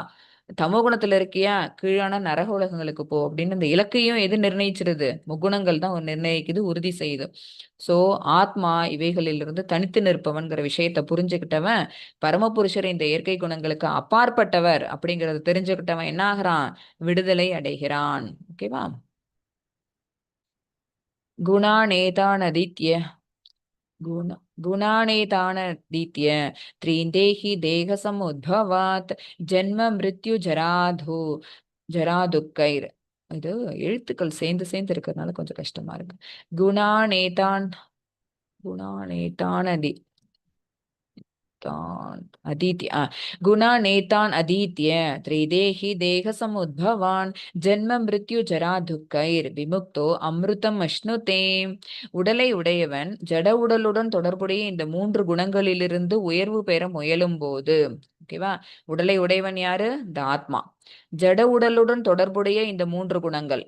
இந்த 3 குணங்கள் எதோட தொடர்புல இருக்கு? இந்த உடலோட தான் தொடர்புல இருக்கு. ஏன்னா இந்த உடல்ல குணமும் இருக்கு. 24 எலிமெண்ட்ஸ்ல ஒண்ணு வந்து குணம். ஓகேவா? சோ இந்த ஆத்மாவானவன் இந்த உடலோட இந்த குணங்களுக்குள்ள தொடர்பு இருக்கு பாத்தீங்களா? அதுலேருந்து உயர்வு பெற விரும்பும் போது, அதாவது அந்த கட்ட அறுக்க விரும்பும் போது, இந்த இடத்துல பாருங்க, இந்த கட்டி இந்த சங்கிலி இந்த இடத்துல அறுபட்டு போயிடுச்சு பாருங்க. இந்த சங்கிலி கட்டி இருந்தது இந்த இடத்துல அறுபட்டு போயிடுச்சு. அதுதான் உயர்வு பெற விரும்பும் போது பிறப்பு, இறப்பு, முதுமை மற்றும் இவற்றின் துன்பங்களிலிருந்து விடுதலை பெற்று இந்த வாழ்விலேயே அமிர்தத்தை சுவைக்க முடியும். ஓகேவா? அப்ப இங்க இருக்கும்போதே இந்த கட்டுக்களை அறுத்துட்டோம்னு வச்சுக்கோங்களேன், அப்ப நம்மள எதுவுமே என்ன பண்ணாது? துன்பப்படுத்தாது. என்ன நம்மள இங்க அதிகபட்சம் துன்பப்படுத்தக்கூடிய விஷயங்கள் எது தெரியுமா? பிறப்பு, இறப்பு, முதுமை, நோய் இதெல்லாம் தான் நம்மள துன்பப்படுத்தும். ஓகேவா? அ இதிலேருந்து விடுதலை பெற்று இந்த வாழ்விலேயே அமிர்தத்தை சுமைக்க முடியும். அமிர்தம் எது? பகவான் தான் அமிர்தம். இந்த கட்டு விட்டுட்டோம்னு வச்சுக்கோங்களேன், நம்ம யார் கூட பிணைக்கப்படுவோம் அப்படின்னா, பகவான் கூட பிணைக்கப்படுவோம். பகவான தான் இங்க அமிர்தம்னு சொல்றோம். ஓகேவா? அவருக்கு சேவை செய்ய ஆரம்பிப்போம். அவருக்கான பக்தி தொண்டு செய்யறது மூலமா நம்மளால என்ன பண்ண முடியும்? இந்த உலகத்துல இருக்கும்போதே நம்மளால முக்தி பெற்ற ஆத்மாவா இருக்க முடியும். கிருஷ்ண உணர்வில் பக்தி தொண்டு செய்வதால் பக்தர் இந்த ஜட உடலில் இருந்தாலும், புரியுதா உங்களுக்கு? ஜட உடலில் இருந்தாலும் ஆன்மீக ஞானத்தில் முன்னேறுவதால் ஜட இயற்கையின் ஆதிக்கத்திலிருந்து விடுபட முடியும். ஓகேவா? நம்ம இங்கதான் இருக்கோம். இருக்கிறது எங்க? பௌதிக உலகத்துல தான் இருக்கிறோம். எப்படி இருக்கிறோம்? இந்த பௌதிக உடலோட தான் இருக்கிறோம். இந்த உடலுக்குள்ள எல்லாமே இருக்கு, 24 மூலகங்களும் இருக்குது. ஆனா குணத்தோட நமக்கு இருக்கக்கூடிய அந்த கட்டை நம்ம கட் பண்ணிட்டோம் அப்படின்னா நம்ம இப்ப எது கூட பந்தப்பட்டு போயிடுவோம்? பகவான் கூட பந்தப்பட்டு போயிடுவோம். அப்ப ஆன்மீக முன்னேற்றம்ங்கிறது நமக்கு வந்துடும். பகவான் மேல பக்தி செலுத்த ஆரம்பிச்சிடுவோம். 21 கைர் லிங்கை ஸ்திரீன் குணான் ஏதான தீத்தை. இங்கேயும் மாறுது. கைர்லிங்கை ஸ்திரீன் குணானேதான் குணானேதான் அதி अतितो यस कैर्लिङ्गै स्त्रीन् गुणानेतान् अतितो भवति प्रभो किमाचारगतं चैतां स्त्रीन् गुणान् அதிவர்த்ததே. அர்ஜுனன் வினவினான், எம்பெருமானே, இந்த 3 குணங்களை கடந்தவனை அறிவதற்கான அறிகுறிகள் யாவை? அவனது நடத்தைகள் யாவை? இயற்கை குணங்களிலிருந்து அவன் உயர்வு பெறுவது எவ்வாறு? இதெல்லாம் நம்ம முன்னாடி டேப்லர் காலம்ல பார்த்தாச்சு. அர்ஜுனன் இப்பதான் அந்த கொஸ்டினை கேட்கறது. 21வது ஸ்லோகம். இதுக்கு பகவான் இதுக்கு மேல பதில் சொல்ல போறாங்க பாருங்க. முக்குணங்களை கடந்தவன் தன்மைகள் பாருங்க என்னென்ன கேள்வின்னு. இந்த 3 குணங்களை கடந்தவனை அறிவதற்கான, இவன் நிர்குணவாதியா இருக்கிறான் அப்படின்னு ஒருத்தவங்களை பார்த்த உடனே நம்ம எப்படி சொல்ல முடியும்? அவனோட சிம்டம்ஸ் என்ன, அவன் நடத்தைகள், அவன் எப்படி நடந்துப்பான், இயற்கை குணங்களிலிருந்து அவன் உயர்வு பெறுவது எவ்வாறு, அந்த வழிமுறைகளை எங்களுக்கு எல்லாம் சொல்லி கொடுத்தீங்கன்னா நாங்களும் அதை கத்துப்போம். ஏற்கனவே இதே மாதிரியே ஸ்திதாதிர் முனி அவங்க எப்படி நடந்துப்பாங்க, அவங்களோட அறிகுறிகள் என்ன, இதெல்லாம் பகவான் அர்ஜுனன் செகண்ட் சாப்டர்ல கேட்டாங்க. அதே மாதிரி கொஸ்டின்ஸ் இங்கேயும் கேட்கிறாங்க. நிர்குணவாதியின் நிலைமை எப்படி இருக்கு அப்படின்னு. நாரதரை போட்டாச்சு பாருங்க. ஸ்ரீ பகவான் உவாச்ச 22ல இருந்து 25 வரைக்கும் பகவான் ஒரு 10 மினிட்ஸ் எடுத்துப்போம். இன்னைக்கு முடிச்சிடலாம் இதை. प्रकाशं च प्रवृत्तिं च मोहम् एव च पाण्डव न द्वेष्टि सम्प्रवृत्तानि न वृत्तानि काङ्क्षति उदासीनवदासीनो गुणैर्यो न विचाल्यते गुणा वर्तन्त इत्येवं योऽवतिष्ठति नेङ्गते समदुःख सुखस्वस्थ समलोष्टाष्टम काञ्चन तुल्यप्रिया प्रियो धीरस्तुल्य निन्दात्म संस्तुतिः मानापमानयोस्तुल्यस्तुल्यो मित्रारिपक्षयोः सर्वारंभ परित्यागी गुणाभ्यधीतस உச்சியதே. 4 ஸ்லோகங்கள் வந்துருச்சு. புருஷோத்தமரான முழுமுதற் கடவுள் கூறினார். ஏன்னா அர்ஜுனன் கேட்டது 4 கேள்விகள். 4 கேள்விகளுக்கும் பகவான் இங்க பதில் சொல்லிடுறாங்க பாருங்க. பாண்டுவின் மைந்தனே, பிரகாசம், பற்றுதல், மயக்கம், இது 3 என்ன பாருங்க? சத்துவகுணம், ரஜோகுணம், தமோகுணம். பிரகாசம்னா சத்துவம், பற்றுதல்னா ரஜோ, மயக்கம்னா தமோ. இந்த 3 குணங்கள் ஆகியவை தோன்றி இருக்கும் போது அவற்றை வெறுக்காதவனும், அவை மறைந்திருக்கும் போது அவற்றிற்காக ஏக்கமடையாதவனும், இயற்கை குணங்களின் விளைவுகளுக்கு மத்தியில் ஸ்திரமாக சஞ்சலமின்றி நடுநிலையில், இதெல்லாம் தான் நம்ம பார்த்தோம். அவன் நடுநிலையானவன், எதற்காகவும் மாறுபாடு அடைய மாட்டான். அப்படிலாம் நம்ம அந்த டேப்லர் காலம்ல பார்த்தோம்ல, அதுதான். ஸ்திரமாக சஞ்சலமின்றி நடுநிலையில் அப்பாற்பட்டு இருப்பவனும், குணங்களே செயல்படுகின்றன என்பதை அறிபவனும். ஓகேவா? அத்தனைக்கு கர்த்தா யாரு? இங்க நடக்கக்கூடிய அத்தனை செயல்களுக்கு கர்த்தா குணம்தான், வேற யாரும் ஆத்மா காரணம் கிடையாது. குணங்களே கர்த்தா அப்படின்னு அறிபவனும், தன்னில் நிலை பெற்று இன்பத்தையும் துன்பத்தையும் சமமாக கருதுபவனும், மண்ணையும் கல்லையும் பொன்னையும் சமமாக காண்பவனும், அவனுக்கு இது பெருசு, அது வேல்யூபிள், இது சின்னது, இதுக்கு ஒன்றும் வர்த்து கிடையாது அப்படிலாம் எதுவும் பார்க்க மாட்டான். பிரியமானவற்றிலும் பிரியமற்றிலும் சமநிலை உடையவனும், திடமானவனும், புகழ்ச்சி இகழ்ச்சி மானம் அவமானம் ஆகியவற்றில் சமமாக நிலை பெற்றவனும், நண்பனையும் எதிரியையும் சமமாக நடத்துபவனும், எல்லா பலநோக்கு செயல்களையும் துறந்தவனுமான மனிதன் இயற்கை குணங்களை கடந்தவனாக கூறப்படுகின்றான். ஓகேவா? இத்தனை விஷயங்கள் வேணும். இதெல்லாம் தான் நம்ம பார்த்தோம்.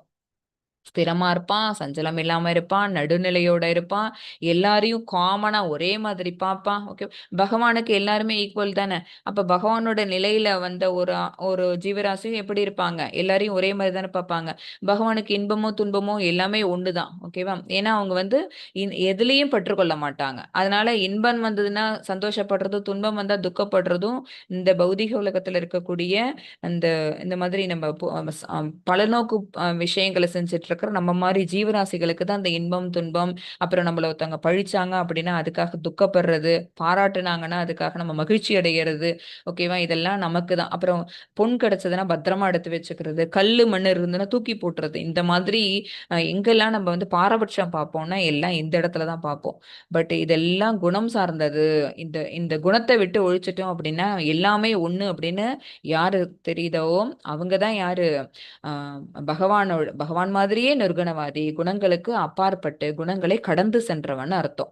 இது அர்ஜுனன் கேட்ட கொஸ்டினுக்கு அவங்களோட நடத்தை என்ன, அவங்க எப்படி இருப்பாங்க, அவங்கள நம்ம எப்படி கண்டுபிடிக்கிறது, அப்புறம் அதே மாதிரியே நம்மளும் ஆகணும்னா என்ன ஃபாலோ பண்ணணும், அது வழிமுறைகள் சொல்லுங்க அப்படின்னு அர்ஜுனன் கேட்டதுக்கு பகவான் இந்த ஸ்லோகங்கள் மூலமா பதில் கொடுத்துட்டாங்க. பதில் 1. அறிகுறிகள். இயற்கை குணங்களின் விளைவுகளுக்கு மத்தியில் ஸ்திரமாக சஞ்சலமின்றி நடுநிலையில் அப்பாற்பட்டு இருப்பவன் குணங்களே செயல்படுகின்றன என்பதை அறிபவன். நம்ம இதுக்கு காரணம் கிடையாது, காரணம் குணம்தான். ஸோ இந்த குணத்தை விட்டுட்டு நம்ம வந்துட்டோம்னா அப்ப அந்த இடத்துல என்ன நடக்காது, சண்டை சச்சரவு, நமக்கு இன்பமோ துன்பமோ கொடுக்கக்கூடிய எந்த விஷயங்களும் அந்த இடத்துல நடக்காது. அமைதியா நம்ம அந்த இடத்த கிராஸ் பண்ணி போயிடுவோம். ஓகேவா? ஸோ குணங்கள் செயல்படுதுங்கிற விஷயத்த நம்ம புரிஞ்சுக்கணும். எல்லா சூழ்நிலைகளும் சமநிலை உடையவன். புகழ்ச்சி இகழ்ச்சி மானம் அவமானம் இன்பம் துன்பம் எல்லாத்தையுமே ஒரே மாதிரியே பார்ப்பான். பிரியமானது பிரியமற்றது எல்லாமே அவனுக்கு ஒண்ணுதான். பிடிச்சது பிடிக்காதது அதுதான். விரும்புவதல் விரும்பாதது எது வந்தாலும் ஓகேவா. அப்ப நடுநிலையோட சமநிலையோட இருப்பான். சமமாக நடத்துவான் எல்லாவற்றையும். மண் கல் தங்கம் எல்லாம் ஒண்ணுதான். எல்லாரும் நண்பன் எதிரி எல்லாரும் ஒண்ணுதான். எல்லாவற்றையும் சமமாக கருதி அனைத்தையும் சமமாக நடத்துபவன். 26. மாம்சயோ விபிச்சாரேன பக்தி யோகேன சேவதே சகுணான் மததீத்தியை தான் பிரம்ம பூயாய கல்பத்தே. எந்த சூழ்நிலையிலும் தவறாமல் எனது பூரண பக்தி தொண்டில் ஈடுபடுபவன் ஜட இயற்கையின் குணங்களை உடனடியாக கடந்து பிரம்ம நிலைக்கு வந்தடைகிறான்.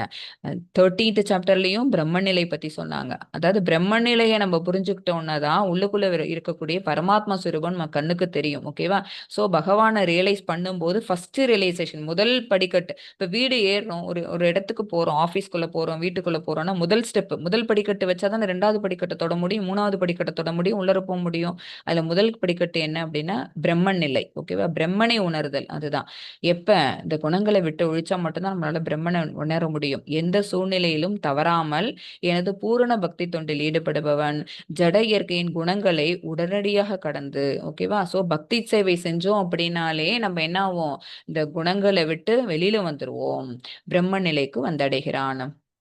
கிருஷ்ணரின் பக்தி தொண்டில் மட்டும் ஈடுபடுதல், எந்த சூழ்நிலையிலும் தவறாமல் ஈடுபடுதல். இங்க பிரபுபாதா அவங்க உடம்பு சரியில்லாம படுத்திருக்கும் போது கூட அவங்க என்ன செஞ்சாங்க அப்படின்னா பாகவதத்துக்கான பொருளுரை இருக்கு பாத்தீங்களா, அதை எழுதினாங்க. ஓகேவா? அதை எழுதினாங்க. எழுத முடியாத சுச்சுவேஷன்ல அவங்க டிக்டேட் பண்ண அவங்களோட டிசைபிள்ஸ் எழுதினாங்க. அதுதான் தெய்வீக நிலைங்கிறது. முடியவே இல்லைங்கிற பட்சத்துல கூட அவங்க என்ன செஞ்சாங்க, பக்தி சேவை செஞ்சாங்க. 27. பிரம்மணோஹி பிரதிஷ்டாகம் அமிர்தஸ்யாம் யஸ்ய யவ அமிர்தஸ்யாவ் யஸ்ய ச பிரம்மணோ ஹி பிரதிஷ்டாகம் அமிர்தஸ்யாவ் யஸ்ய ச சாஸ்வதஸ்ய ச தர்மஸ்ய சுகஸ்ய ஏகாந்திகஸ்ய ச. மேலும் மரணமற்றதும் அழிவற்றதும் நித்தியமானதும் இறுதி இன்பத்தின் தர்மமுமான அருவ பிரம்மனின் ஆதாரம் நானே. அருவ பிரம்மம். ஓகேவா? பிரம்மனின் நிலை பெறுவான்னு போட்டோமா, அதாவது பகவானுடைய முதல் அந்த பகவானை உணர்வதற்கான முதல் படிக்கட்டு. அது எப்படி இருக்குமா, பகவானுடைய ஆதாரமே அதுதான். அருவ பிரம்மனின் ஆதாரம் நானே. அந்த முதல் படிக்கட்டுல கால் வச்சாதானே நம்மளால அடுத்தடுத்த படிக்கட்டுகள் ஏறி போக முடியும். அந்த அருவ பிரம்மன் அது தோன்றாம இருக்கும், பிரகாசமா இருக்கும், ஒரு இடத்துக்கு வெளிச்சத்தை கொடுக்கக்கூடியதா இருக்கும். அது என்ன, பகவானுடைய ஆதாரம் தான், பகவானுடைய ஒரு பார்ட். ஆதாரம்னா என்ன, அதுவும் பகவான் தான். ஆனா அது மட்டும் கிடையாது, இன்னும் இருக்கு. அது அடுத்தடுத்த சாப்டர்ல பகவான் வந்து எல்லா அந்த ஞான யோகத்துல அடுத்தடுத்த நாலேஜை கொடுக்கும்போது நமக்கு அதெல்லாம் தெரிய வரும். ஆனாலும் அந்த அருவ பிரம்மனே எப்படி இருக்கு பாருங்க, மரணமற்றது அழிவற்றது நித்தியமானது இறுதி இன்பத்தின் தர்மம். இறுதி இன்பம் யாரு, பகவான் தான். ஓகேவா? கோலோக பிருந்தாவனத்துல 2 கைகளோட இருக்கக்கூடிய கிருஷ்ண பரமாத்மா அந்த ரூபம் தான். ஓகேவா? அது இறுதி இன்பம். ஆனா நம்ம ஃபர்ஸ்ட் ஸ்டெப்ல தானே கால வச்சிருக்கோம். அது என்ன, அருவ பிரம்மன். அந்த அருவ பிரம்மனுக்கு யார் ஆதாரம், பகவானே ஆதாரம்னு பகவான் சொல்றாங்க. அருவ பிரம்மனின் ஆதாரம் கிருஷ்ணரே. பிரம்மன் நிலையை அடைதல் ஆன்மீக தன்னுணர்வின் முதற்படியாகும். சொன்னமா, முதல் படிங்கிறது ஃபர்ஸ்ட் ஸ்டெப். இந்த பிரம்ம நிலையை அடைதல்ங்கிறது பகவான் கிருஷ்ணரை அறிந்தால் பிரம்மனையும் பரமாத்மாவையும் அறிந்ததாகும். சோ முதல் படிக்கட்டு பிரம்மனை அறிதல், 2வது படிக்கட்டு நமக்குள்ள இருக்கக்கூடிய பரமாத்மாவை அறிதல், 3வது படிக்கட்டு தான் என்ன அப்படின்னா பகவான் கிருஷ்ணரை அறிதல். ஓகேவா? ஸோ இந்த ஞானம் தான் பகவான் இங்க கொடுக்குறாங்க. குணங்கள் நம்மை கட்டுகிறது, கிருஷ்ணர் நம்மை விடுவிக்கிறார். குணங்கள் நம்மை பந்தப்படுத்துகிறது, கிருஷ்ணர் நம்மை முக்தி அடைய செய்கிறார். இதை நம்ம புரிஞ்சுக்கணும். இதுதான் வாழ்க்கைக்கான பாடம். சாப்டர் இதோட க்ளோஸ் ஆகுது. வாஞ்சா கல்ப தருபஷ்ய கிருபா சந்துபியே வச்ச பதிதானாம் பாவனேபியோ வைஷ்ணவேபியோ நமோ நமக. ஜெய் ஸ்ரீ கிருஷ்ண சைத்தன்ய பிரபு நித்யானந்த ஸ்ரீ அத்வைத கதாதர ஸ்ரீவாசாதி கௌர பக்த விரந்த. ஹரே கிருஷ்ணா கிருஷ்ணா கிருஷ்ணா ஹரே ஹரே, ஹரே ராமா ராமா ராமா ஹரே ஹரே.